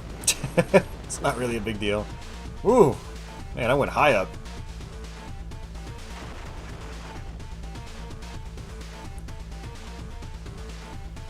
Alright, good stuff. I'll actually pause it real quick. Let me grab another soda. I'll be right back.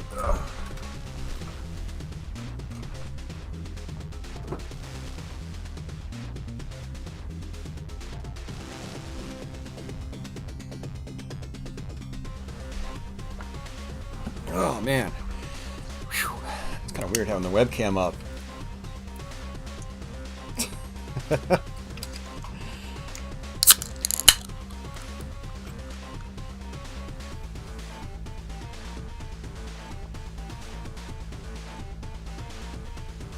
All right.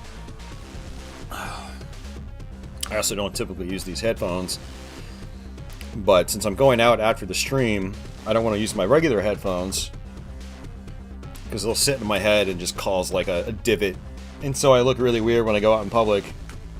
So I'm just using earbud headphones, which have terrible audio quality. Zahn is really good in that game. Yeah, see, I never messed around with Zahn. I always played as Blaze because some of her specials are really good. But I've heard the same thing about how you should play as Zahn.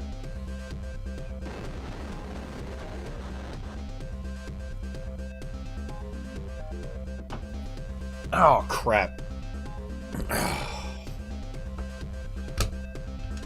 Come here, man. Hey you, Patchouli. Come here, Patchouli. Hey you, Patchouli. Hey. Patchouli, come here. Hey, man. Hey you.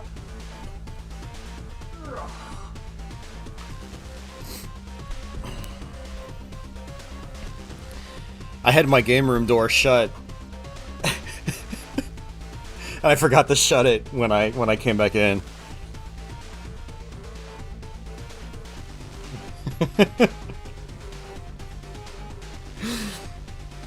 You goofball. Julie.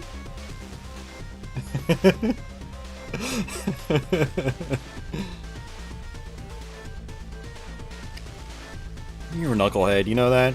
You're gonna distract me.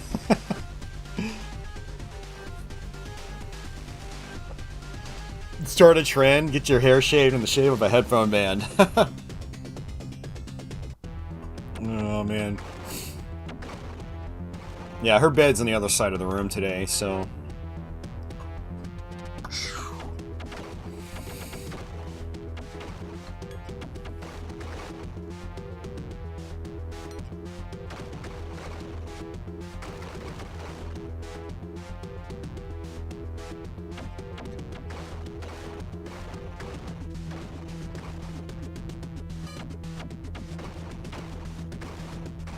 So I think what we're going to do is just the batarang strategy for the first 3 levels, and then Bolo for the last level.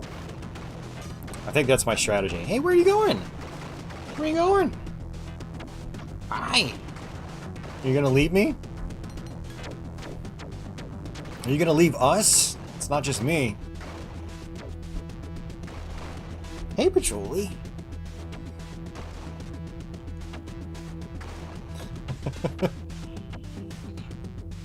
Yeah?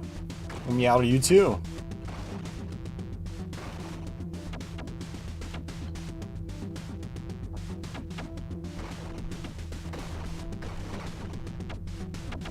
Got cat hair in my mouth, but I don't want to take my hands off the controls.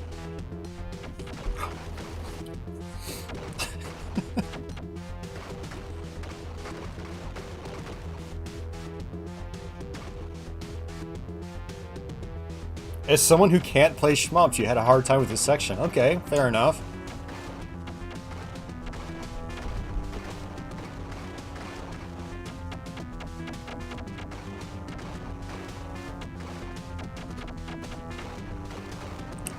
Yeah, I see. That's another thing about difficulty in a game like this, is the game's a lot easier when you're fully powered up. So you really want to focus on grabbing all the health pickups that you can to keep your life, you know, as high as it can be, so you don't die, and so you don't lose your powered up weapons. I got really worried there in stage 3 in the previous run because I had died and I was down to a single boomerang. And I was like, this is not going to work for this boss. I mean, I still managed to get through it, but it was not ideal. So that's where, like, how powered up you are can have an effect on the current difficulty. And yeah, so the three-way shot here is definitely better for these missiles.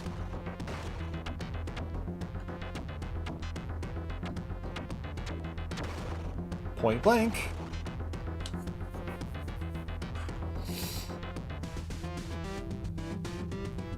I don't know where she went.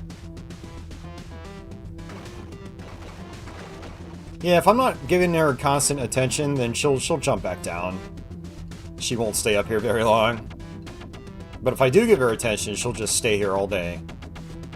But I can't give her attention and play the game at the same time.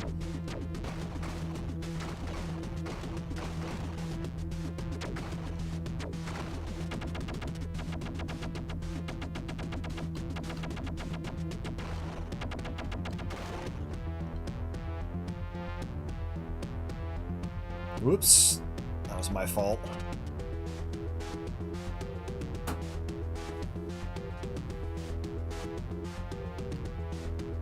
Patchouli? Patchouli? I just heard something behind me, but I don't see anything. That was really weird. I thought maybe my cat jumped onto something. Oh, man.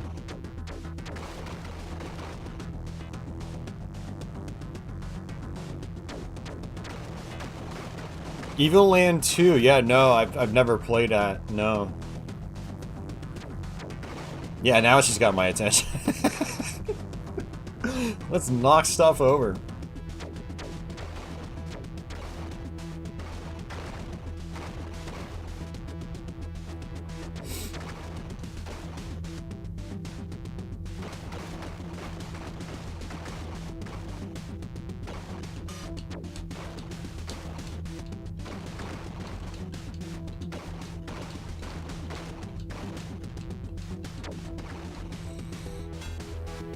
I think doing a early afternoon stream kind of worked because some of you backers are probably at work right now just watching. Others are on the other side of the ocean, which would normally not be able to watch if I streamed at my regular time, so it's pretty cool.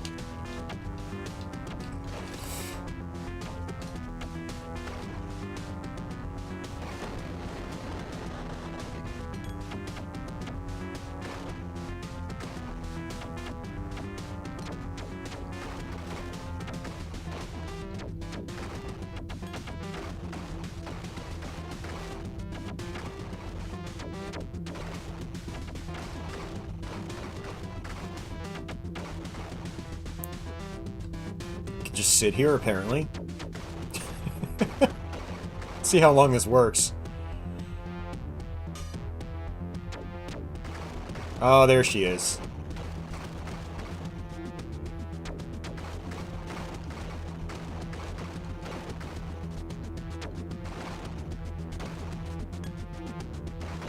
You know, Patchouli, I told people I was going to be doing less pausing. Hey, come here. Come here. Come here, you knucklehead. You knucklehead. You're such a knucklehead. Welcome back. Are you going to actually stay here for a little bit?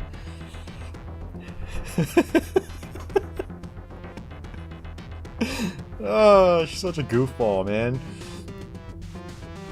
Yeah, the homing missiles are tough to deal with, Vince. Absolutely.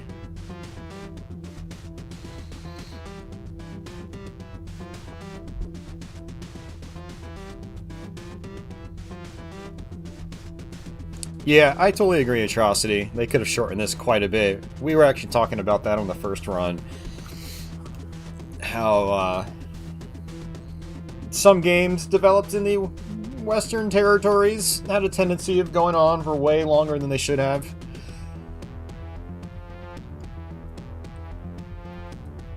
I should say that sort of design flaw is more common in Western developed titles from this era.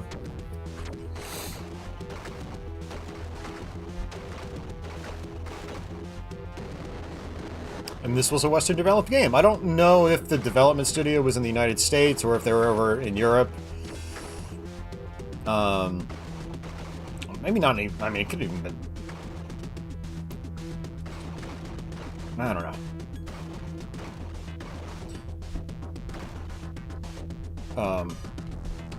I should say the Americas. Could have been South America for all I know. I have no idea.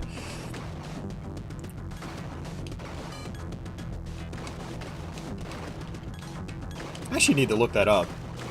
There's a lot of details like that. Like, Clockwork Tortoise is the development studio that made this game.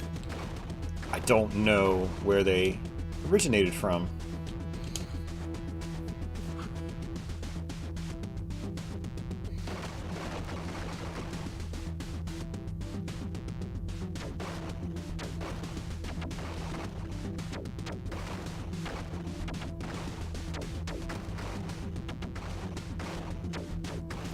Some of the animation was outsourced to Japan. No way. I didn't know that. That's interesting.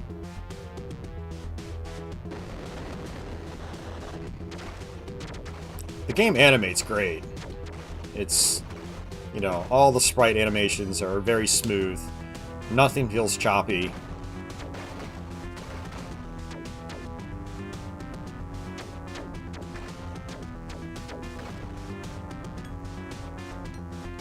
Hey, yo.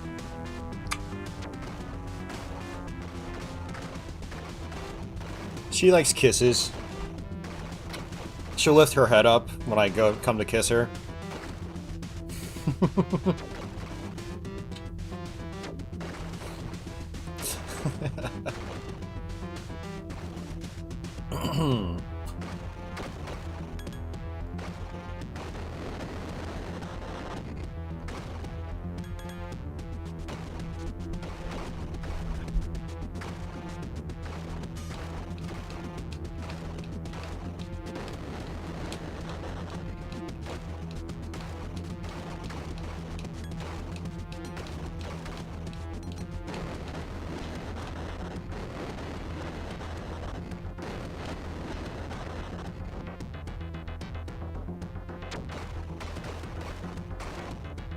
Oh, really, Agostino? Okay, and I didn't...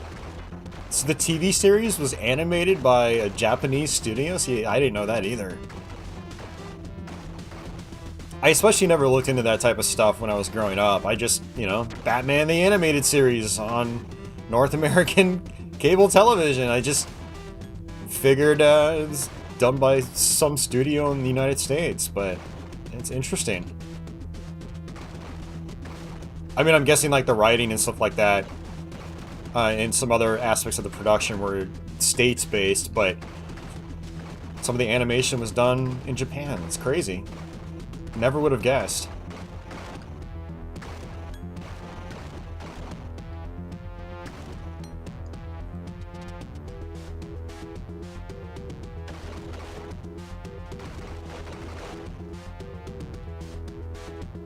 Oh, geez, Strike Gunner. Yeah. Something about Strike Gunner, though, Atrocities, I do think there was partially a flaw in just that the conversion of that game, because it was an arcade game originally. And I think the arcade version is a little bit more interesting.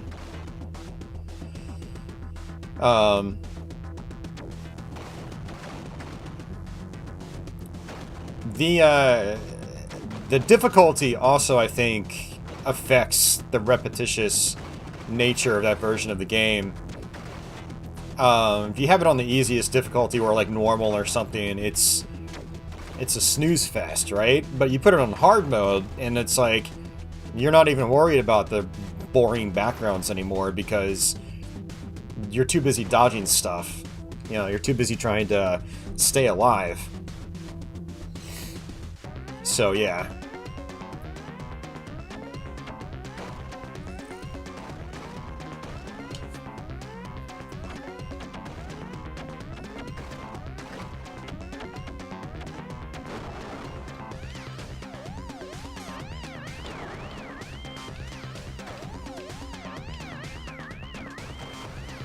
Yeah, so the spread shot definitely works a lot better here.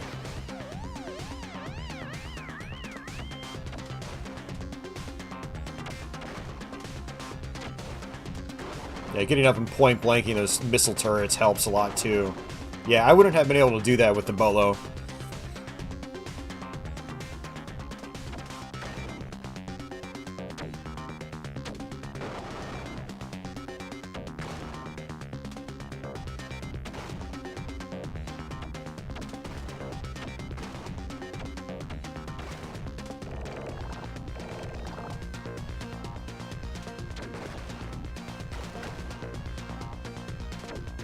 Yep. Oh yeah, way easier.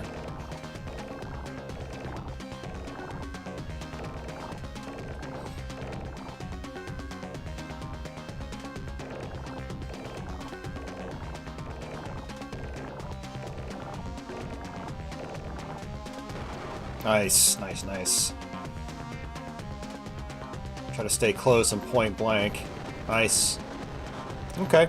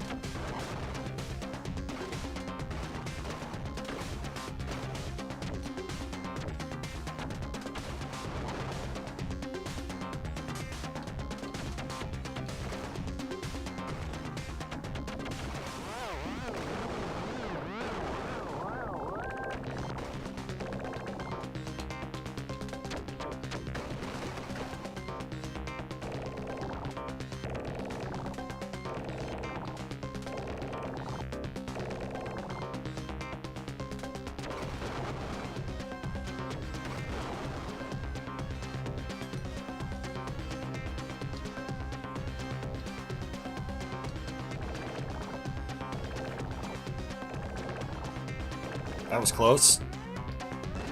Almost got hit. Malibu Interactive, a game division comic book manufacturer. Oh, okay.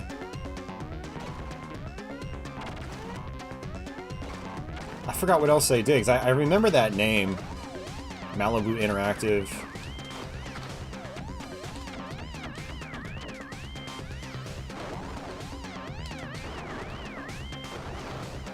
Extra life? Okay, I'm guessing that extra life is guaranteed.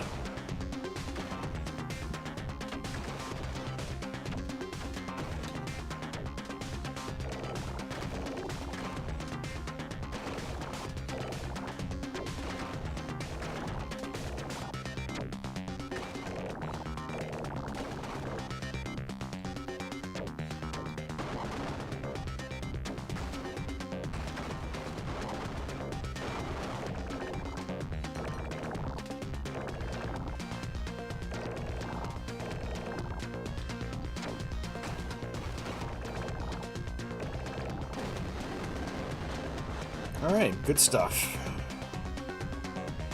Boss time.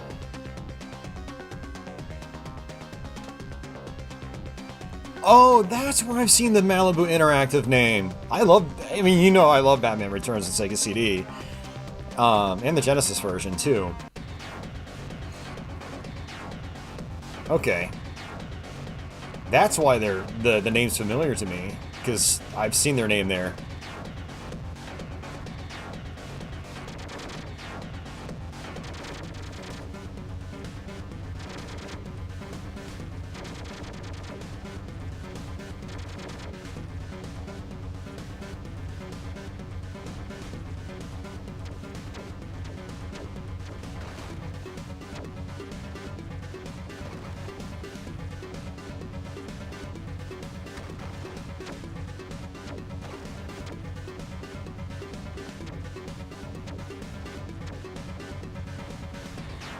Alright, good deal.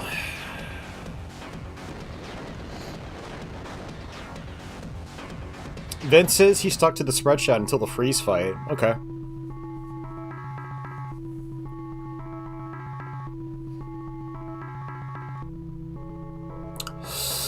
Oh man, well see, Raiden is... There are definitely points in Raiden where you want to switch. Primarily, it's basically Vulcan for your levels, Laser for specific boss fights. So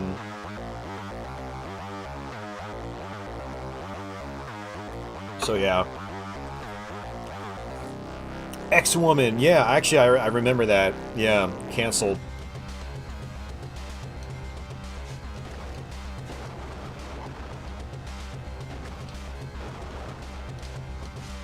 Alright, let's actually come up top. Well, back to the bottom. Oh yeah, this makes this part a lot easier.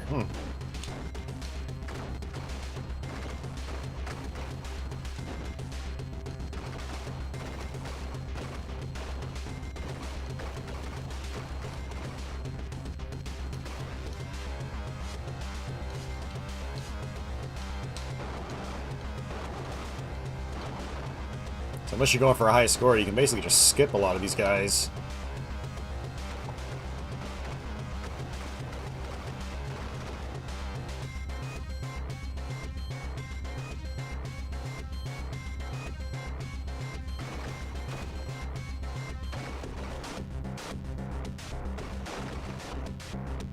I'm also noticing that the spread on this is, it's not just like a straight three-way, like some of the shots kind of curve.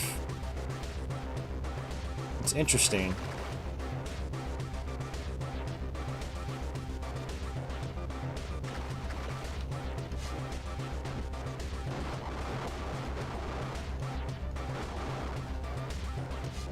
Oh man, I'm so freaking hungry right now. All I had was a peanut butter pita sandwich. So that piece of pita bread was like 90 calories. And the peanut butter wasn't that much more. And I had a couple of cheese sticks and that's it.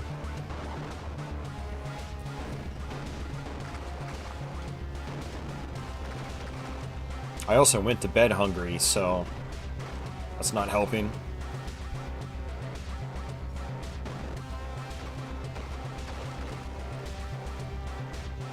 Yeah, yeah.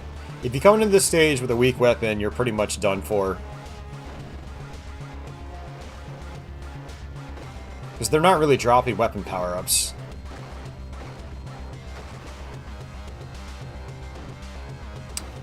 An intimate stream. Hey, Brian, what's going on?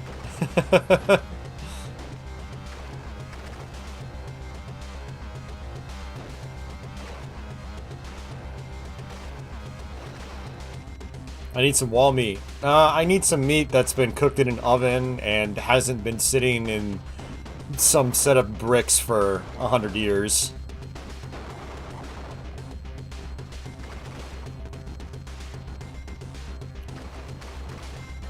Alright. We figured out this strategy earlier. Actually, like, jump over these things if we can. Alright, that's it.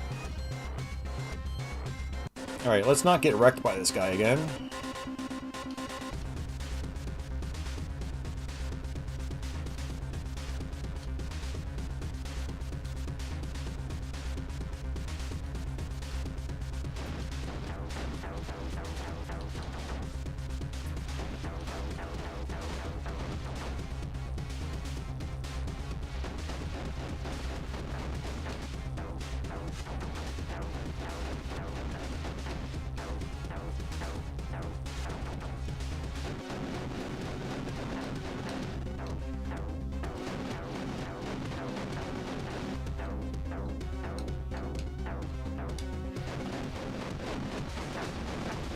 Honestly, this might even be the toughest boss in the game.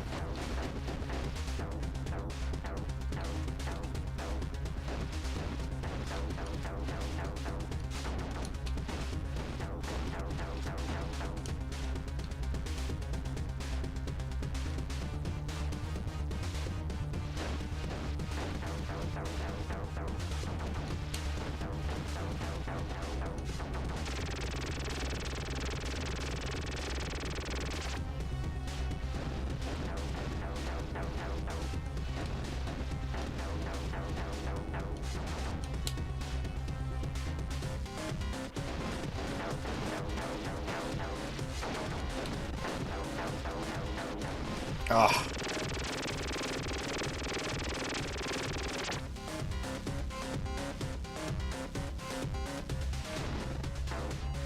Yeah, definitely need more practice on that boss. Hey, Scott! Late to the party! It's all good, man. Thanks for dropping in. I do appreciate it. Oops! I was looking at my stream screen and not the gameplay. Got squished. It's okay, I got all my health back.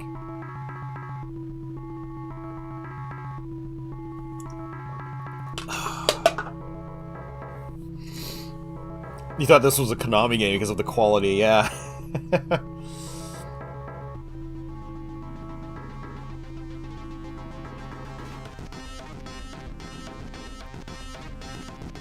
Yeah, Atrocity.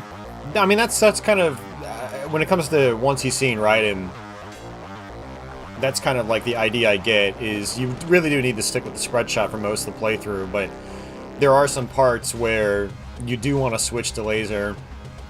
And as far as the ones you see, there's some other parts where you also want to bomb. Like, you want to intentionally bomb just to make your life a lot easier. And I'm sure you figured that out already, so... Once you've seen Arcade Raiden's on my to-do list as well, but... it's not something I'm very consistent at. Like, the farthest I've made it in one credit is like stage... 5 or 6?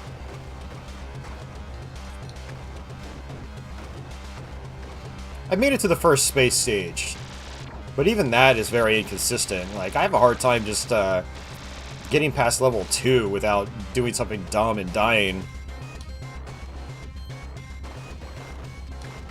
It's an extremely difficult game.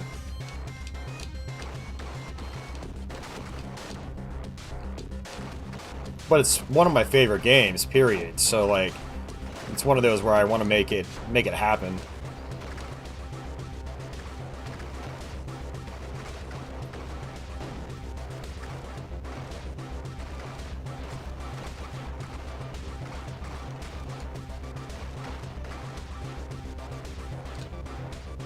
Alright, let's just wait. There we go.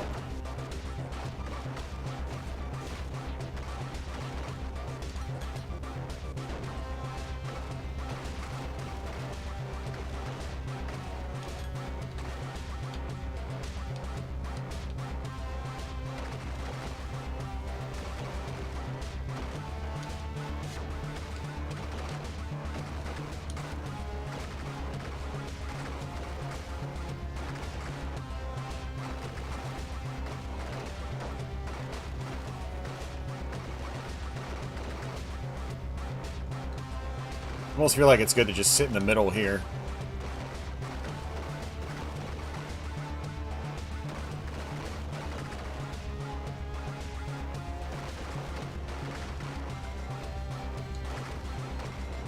Just going back and forth kind of works too.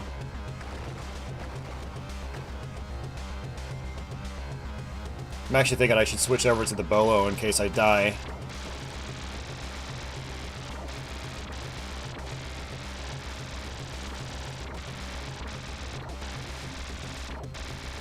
Because again, my downgraded Bolo is probably better than my downgraded Batarang.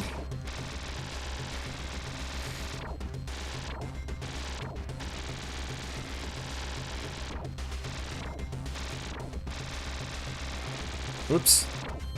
Yeah, so it looks like it does 3 little tiny bursts and then a 4th long one.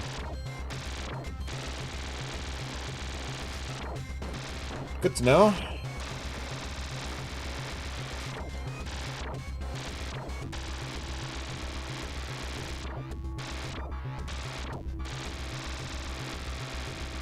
I mean, same thing with that one. Okay. 1, 2, 3. It's the same thing for all of them. Okay, I never noticed that before.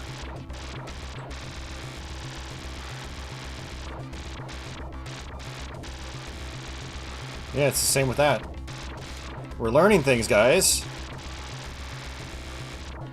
1, 2, 3, long. Yep. Huh. That's a lot less random than I thought. 1, 2. This is just the same burst every time.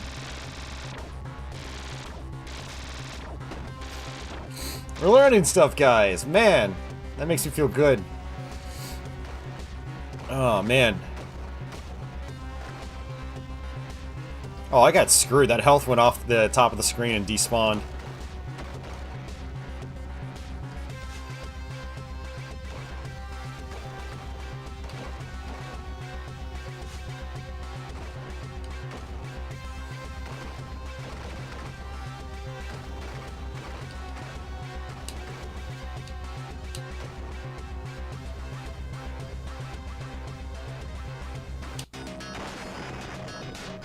Extra life is fine, but I'd rather keep my weapon power.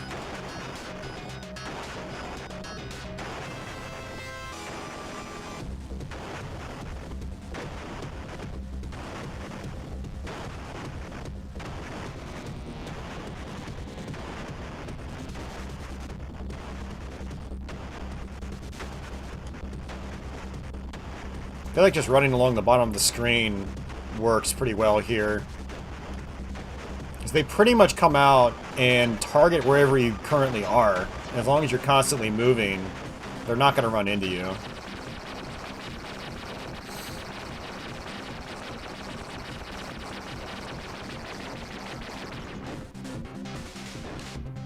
You just lead your shots. Man, the bolo is really powerful, though.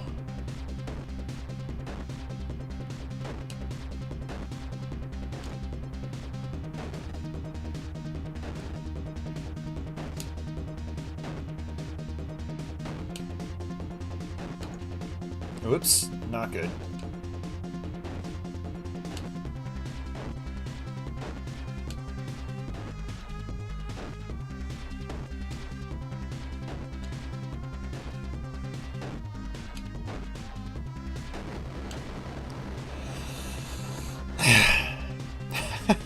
Yeah, there's a lot of enemies, Scott. It really is. Good, okay, so you do get your health back. Alright, I'm gonna switch back. Alright.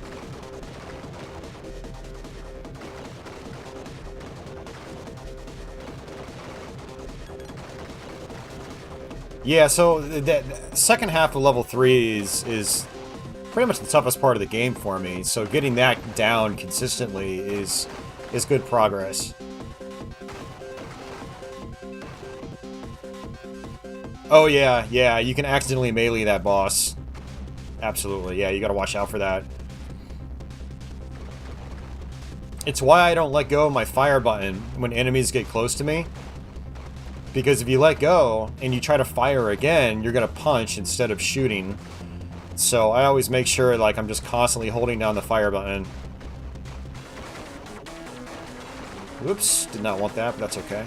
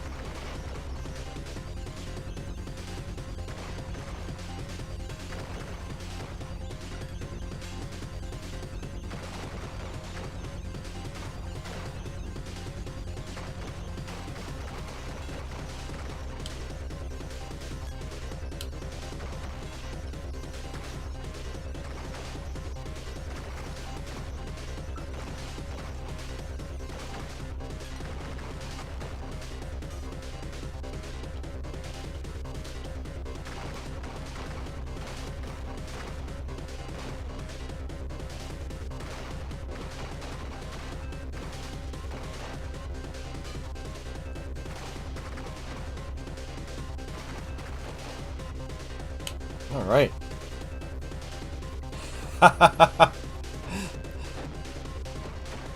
Do you drink bellies from a boot? Or I forgot what that was. I forgot how it goes.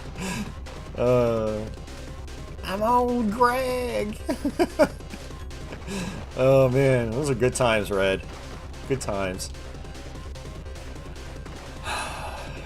I miss the early days of my streaming. Sometimes.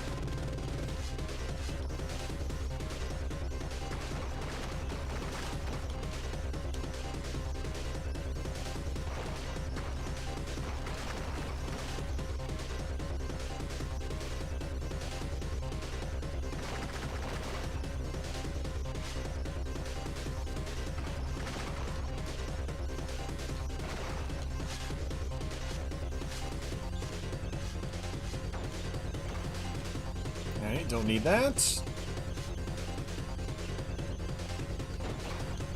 Ah, crap.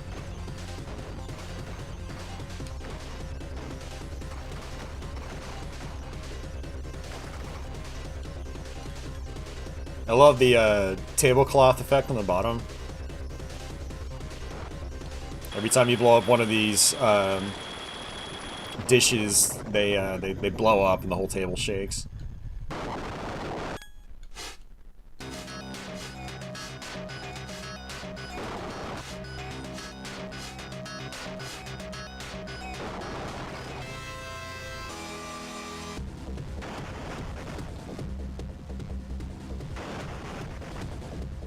Yeah, the red shot just seems really good against these. Or orange shot. The batarang.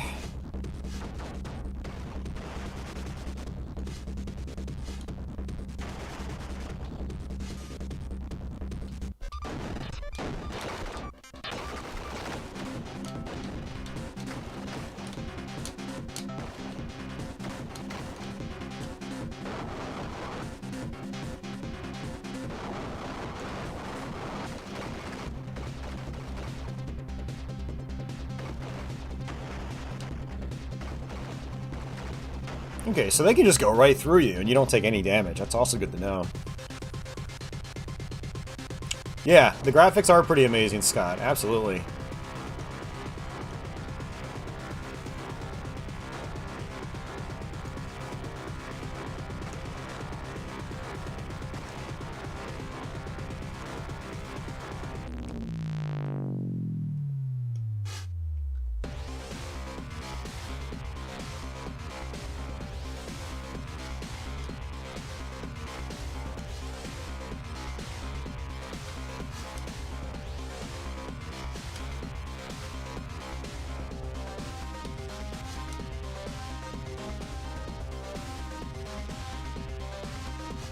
Oops. No, that was close.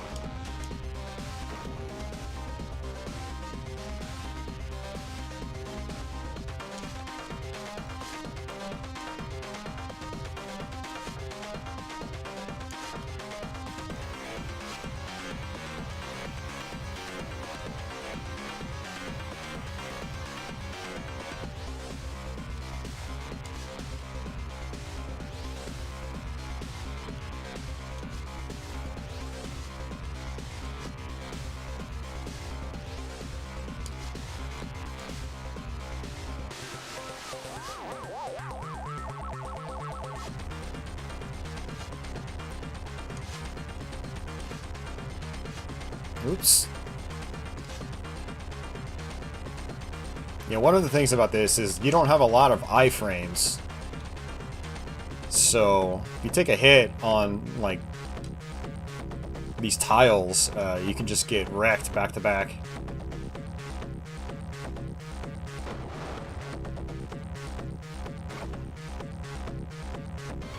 Easy peasy.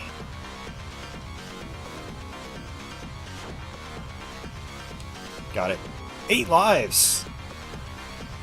Yeah, there's just a ton of attention to detail in general, absolutely.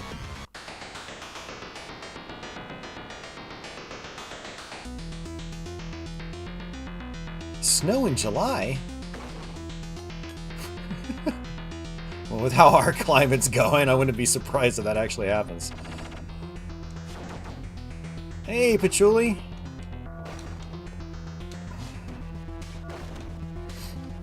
Hey, hey, babe. Come here. Come here, Patchouli.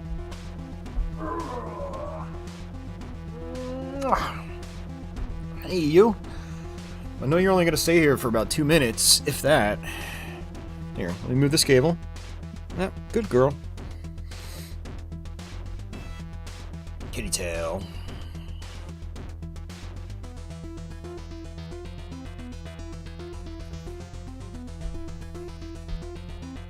Yeah, White Independence Day, right?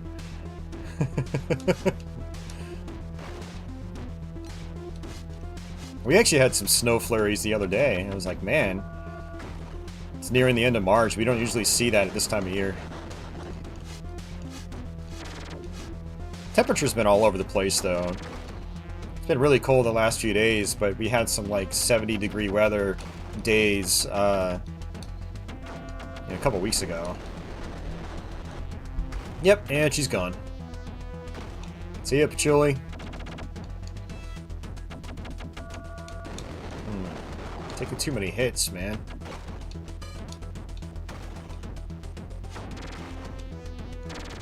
Bolo might work better for me here, I don't know.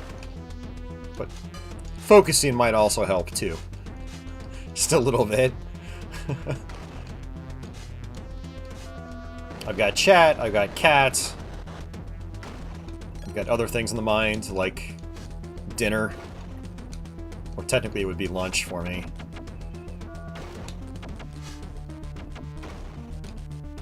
Yeah, and I gotta focus on those air turrets, little drones, whatever you want to call them. Because they give me health.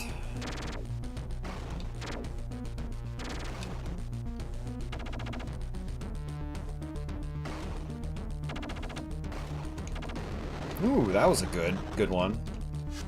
I like that.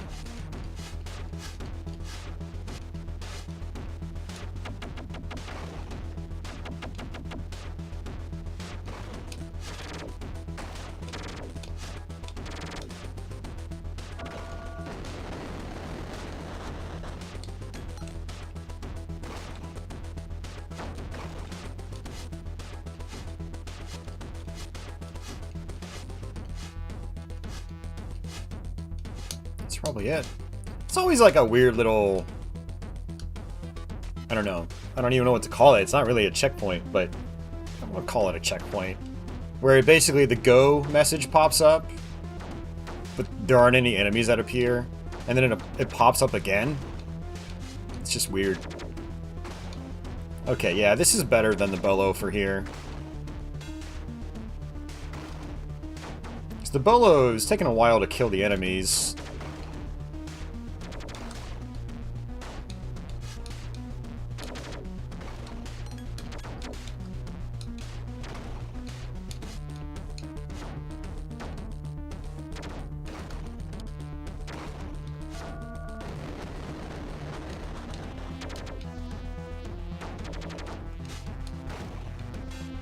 Use the double jump for positioning.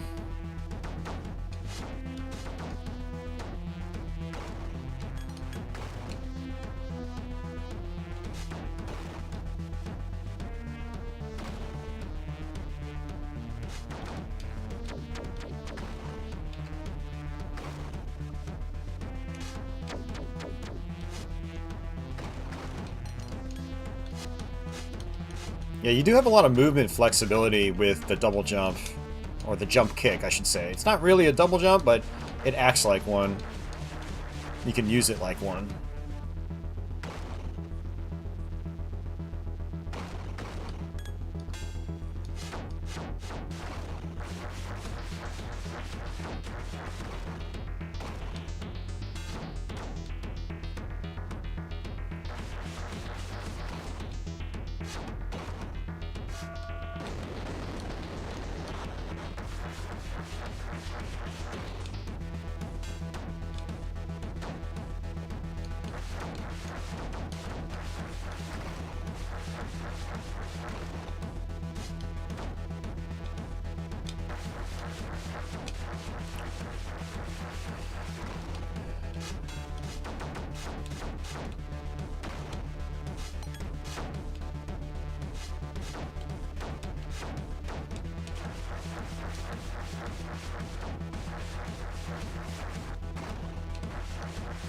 Just kind of like sitting here, watching it just run into my projectiles.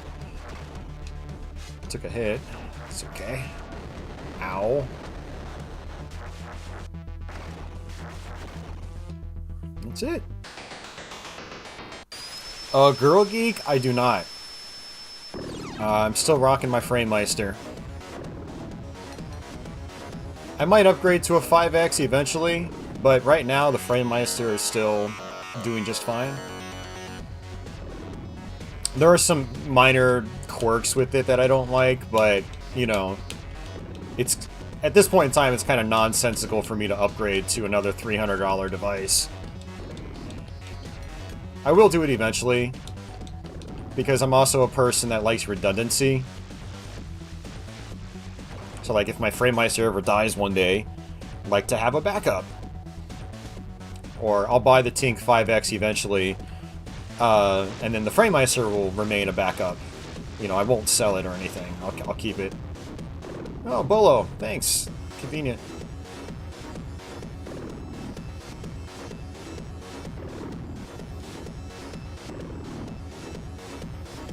And the second half of the year, I should have a little more money to play around with.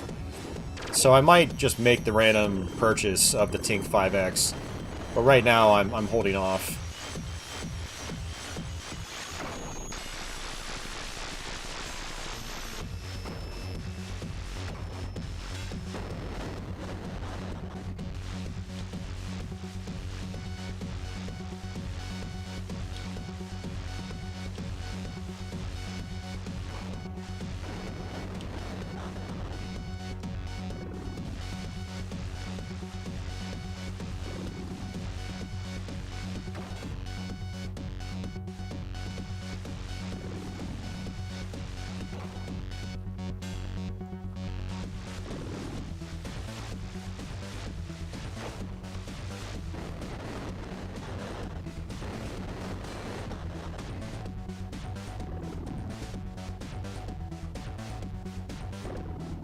Yeah, it really wants me to have the Bolo.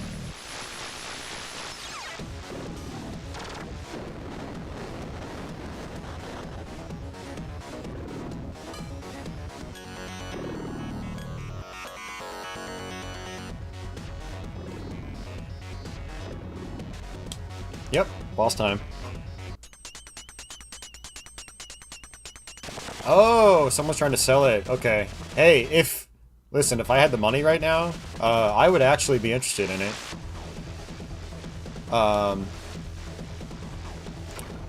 But taxes are due in a few weeks, and I'm going to end up owing a lot of money. So I'm kind of waiting until that's over with and behind me before I start looking into, like, you know, more expensive devices again. So that's kind of where I'm at.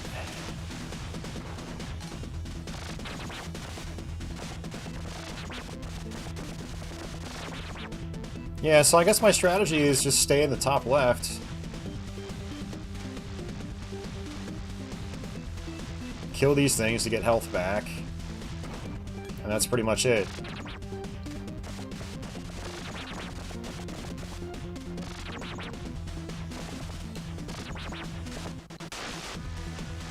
Yeah, I do appreciate the heads up, though. If I had money. I know I'm going to make the upgrade eventually. So if I had the cash right now, I would totally be down for it. Because I know I'm going to do it eventually. Might as well knock it out. And like I said, there are some quirks with my Framemeister. Like the resolution switching, for one. It can be problematic. But also, if I'm just doing, like, you know, if I'm just doing something like playing my Super Nintendo carts or my NES carts, like, there's a big signal drop every time I switch games. And then sometimes the capture card doesn't pick up on it, and I have to power cycle the upscaler. So there's a bunch of things like that that are kind of annoying. They're not deal breakers, I just have to be aware of them. There we go, easy. Yeah, so I mean, sitting in the top left corner is like the way to go for me. But yeah, it's not a huge priority to upgrade because of that. Yeah, Scott, so I always end up owing because of YouTube. It's like I get payouts throughout the year, and because YouTube or Google doesn't take out taxes, I always end up owing at least 25% of what I made throughout the year. Now I have learned to do write-offs, which has helped. Like I bought a new CPU last year. The previous year I bought a GPU, and I mainly use those for the stream. It's not really for gaming. But when I got laid off in October, I also chose to take my 401k and withdraw that to try to pay off some debt. You get an early withdrawal penalty on that, so I'm going to owe at least $2,000 on that. So it's like trying to wait until tax time is over with before I start thinking about big items to buy. So I need to have some money in savings, you know. Gotta have a cushion.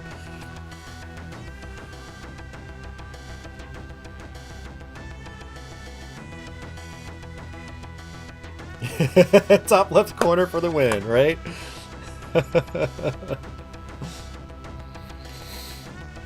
Right? Self-employment / side hustling. Yeah. I mean, it's helpful during the year, but when tax time comes around, it's like I start to think to myself, like, why am I even monetizing this?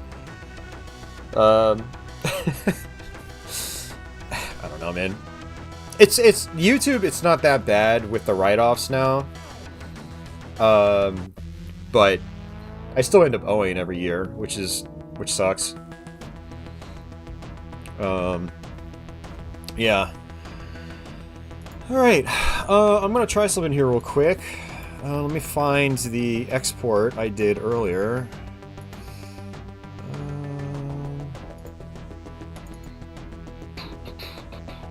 I do appreciate you guys hanging out and watching. We had a really good turnout today. We had some good conversation, stuff like that. I learned some new strategies. I got some good practice in. So that was really awesome. Let's see. How do I want to do this? Where do I want to put this stuff? Alright, I think I'm going to put it here. So what I did earlier is I actually had made a introduction video for this stream specifically, but it wasn't done rendering until after we started. Let's see if I can...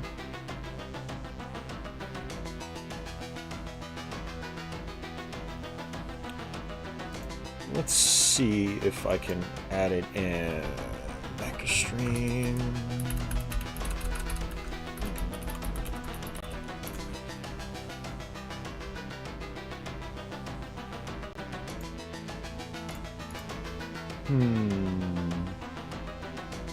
Media source, maybe, I guess. Intro.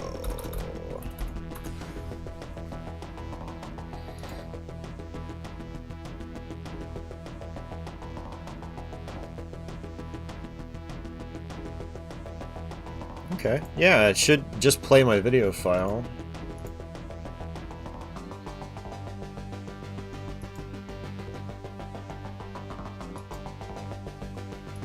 Right. What? Oh shit! There it is. I meant to actually fade into it. Sorry, guys. But yeah, so when I start the stream, instead of this screen, which I use in my normal stream, oh, that's the Twitch one. So this is the one I usually use on my normal streams.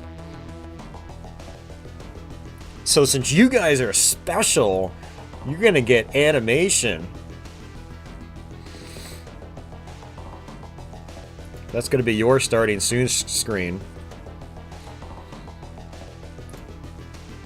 I'm gonna let it play out. It's a couple minutes long. We'll see how it loops. I don't know. This is the first time I've done something like this. I've never done a media source before. That's right. You guys get the special treatment. You get a new stream template. You get an introduction video. There's no audio to it, but still.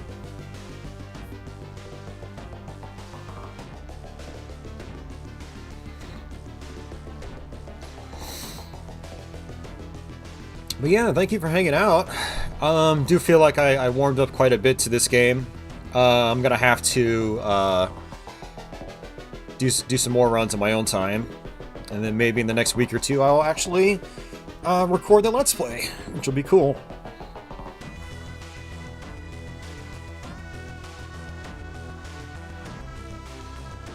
Good old Batman and Robin. Yeah, it's such a good game.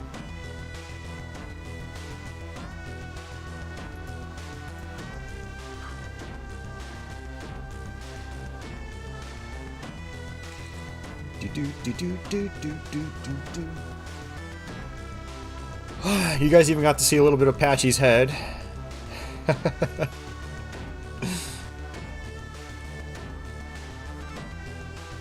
Oh man. Oh man, that skiing and snowboarding section is a little nauseating.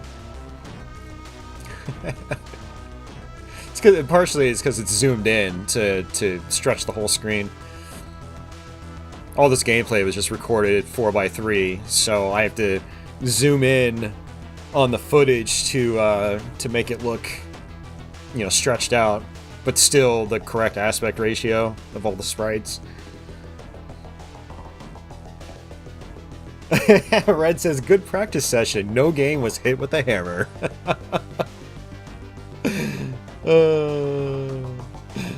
Thanks, Red. Speaking of hitting games with hammers, you know, right as you said that, this gameplay came up. So a lot of this, all this footage you're seeing right now was actually, I recorded this last week just for another side channel project.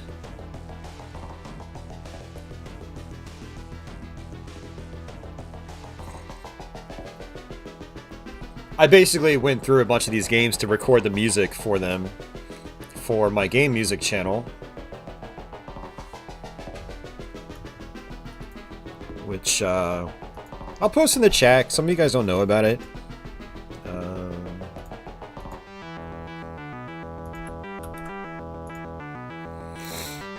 For anybody curious, that's it right there.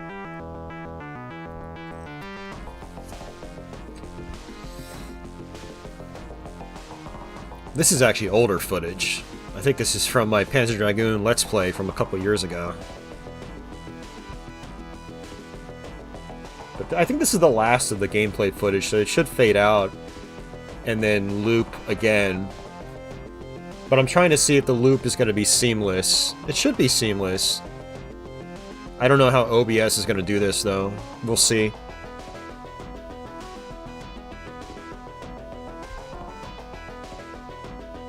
I have not, Girl Geek, no.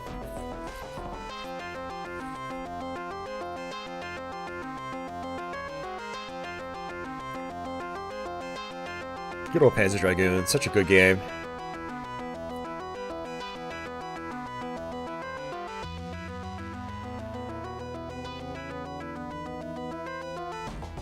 Yeah, seamless, hell yeah. So I basically faded in the beginning, faded at the end, but left the overlays the same, so like they didn't fade in or fade out, so when the footage repeats, it just looks like it's just seamless. So, sweet! I just learned something today. I've learned multiple things today, technically. Oh, man.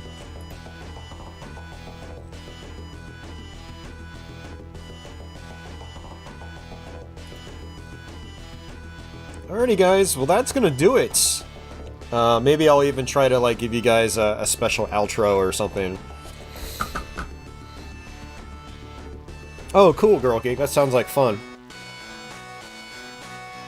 But, yeah, thanks for hanging out, guys. So, like I had mentioned in the beginning of the stream, the purpose of these streams is to be for Patreon backers and YouTube channel members. But I will make these public. Not the way I normally do on YouTube, so you're not going to see these appear on your subscription feed if you want to watch the archive. But I will keep them in a special playlist that'll be public to everybody.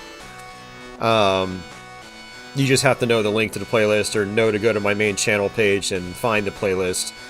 So, this will be here after the fact if anybody wants to watch it. But people that aren't backers aren't gonna see it appear on their subscription feed. They're gonna have to. I'm gonna make like a community post talking about the playlist so anybody can watch this archive, but I'm not gonna make it public like a regular video, because I don't know. I probably could make it public. I do a lot of streams as is already, and I don't want to like spam people too much, but I don't know. What are your thoughts on that, guys? Let me make sure my mic is still on. Okay, it is. I switched scenes, and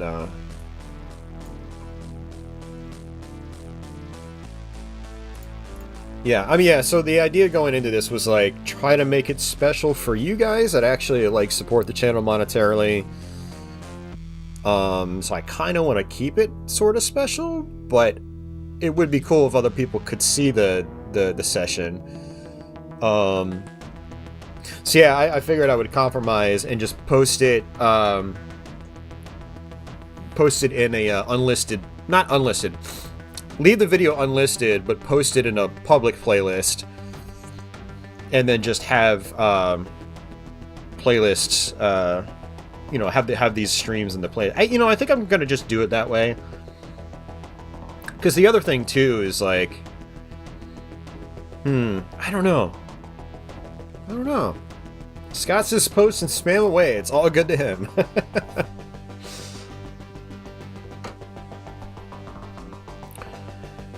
Alright, I'm gonna have to dwell on it then. I'm gonna have to do some thinking about it, see how I want to tackle it. For now, I'll just put it in a playlist and have the playlist be public, but the videos still be unlisted.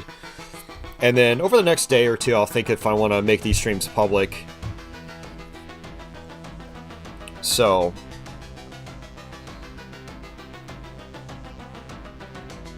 but yeah, it was a fun session though. It was a good time. So we had a really good turnout, and this was just like a total off-the-cuff surprise thing, spontaneous. So yeah, glad you guys were able to make it. For those of you guys on Patreon, do try to like check in there more often, or maybe put notifications on if you want to get these stream announcements. That way you don't miss them. We definitely had more channel members in here than we did Patreon backers. Also, you can join up on Discord. If you have a Discord account, you can link your YouTube or Patreon with Discord, and my server will pop up automatically, and that's a way for you to get these stream announcements as well. So if you guys want to make sure you actually get these and you're able to tune in when I do these, yeah, those are ways to do it.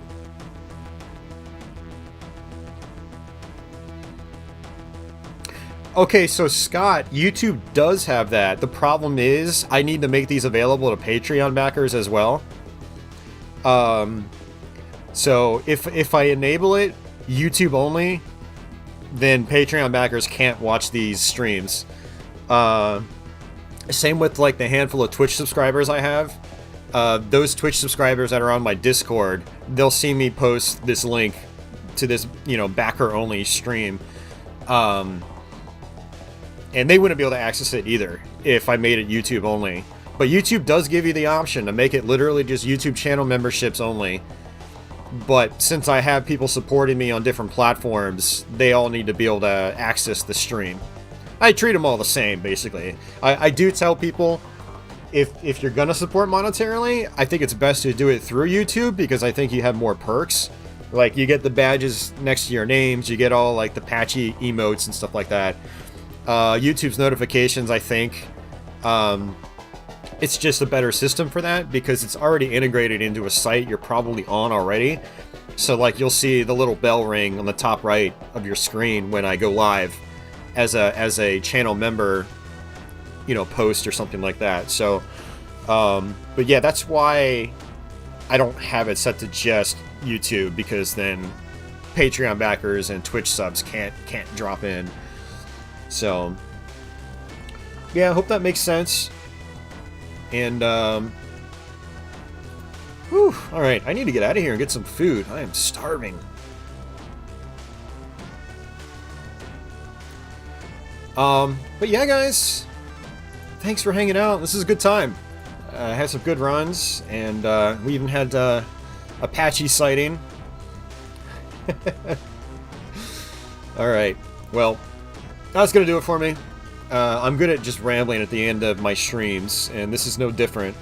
So, but thanks for hanging out. Fun format. I might do some other random streams like this, not necessarily just Let's Play practice, but I think I kind of want to keep them focused towards, like, practicing for Let's Plays. Because then it keeps me, like, focused on, like, what's up ahead. Like, it's like constantly pushing towards that next walkthrough. Because it's kind of like what the core of my channel is. It's always been the walkthroughs, and lately I've just had so much going on that I haven't been able to really prep for stuff like that. But I want to prep more and make that a larger part of my channel again. Not just doing variety streams all the time, because I've got nothing planned. So, yeah, we'll see.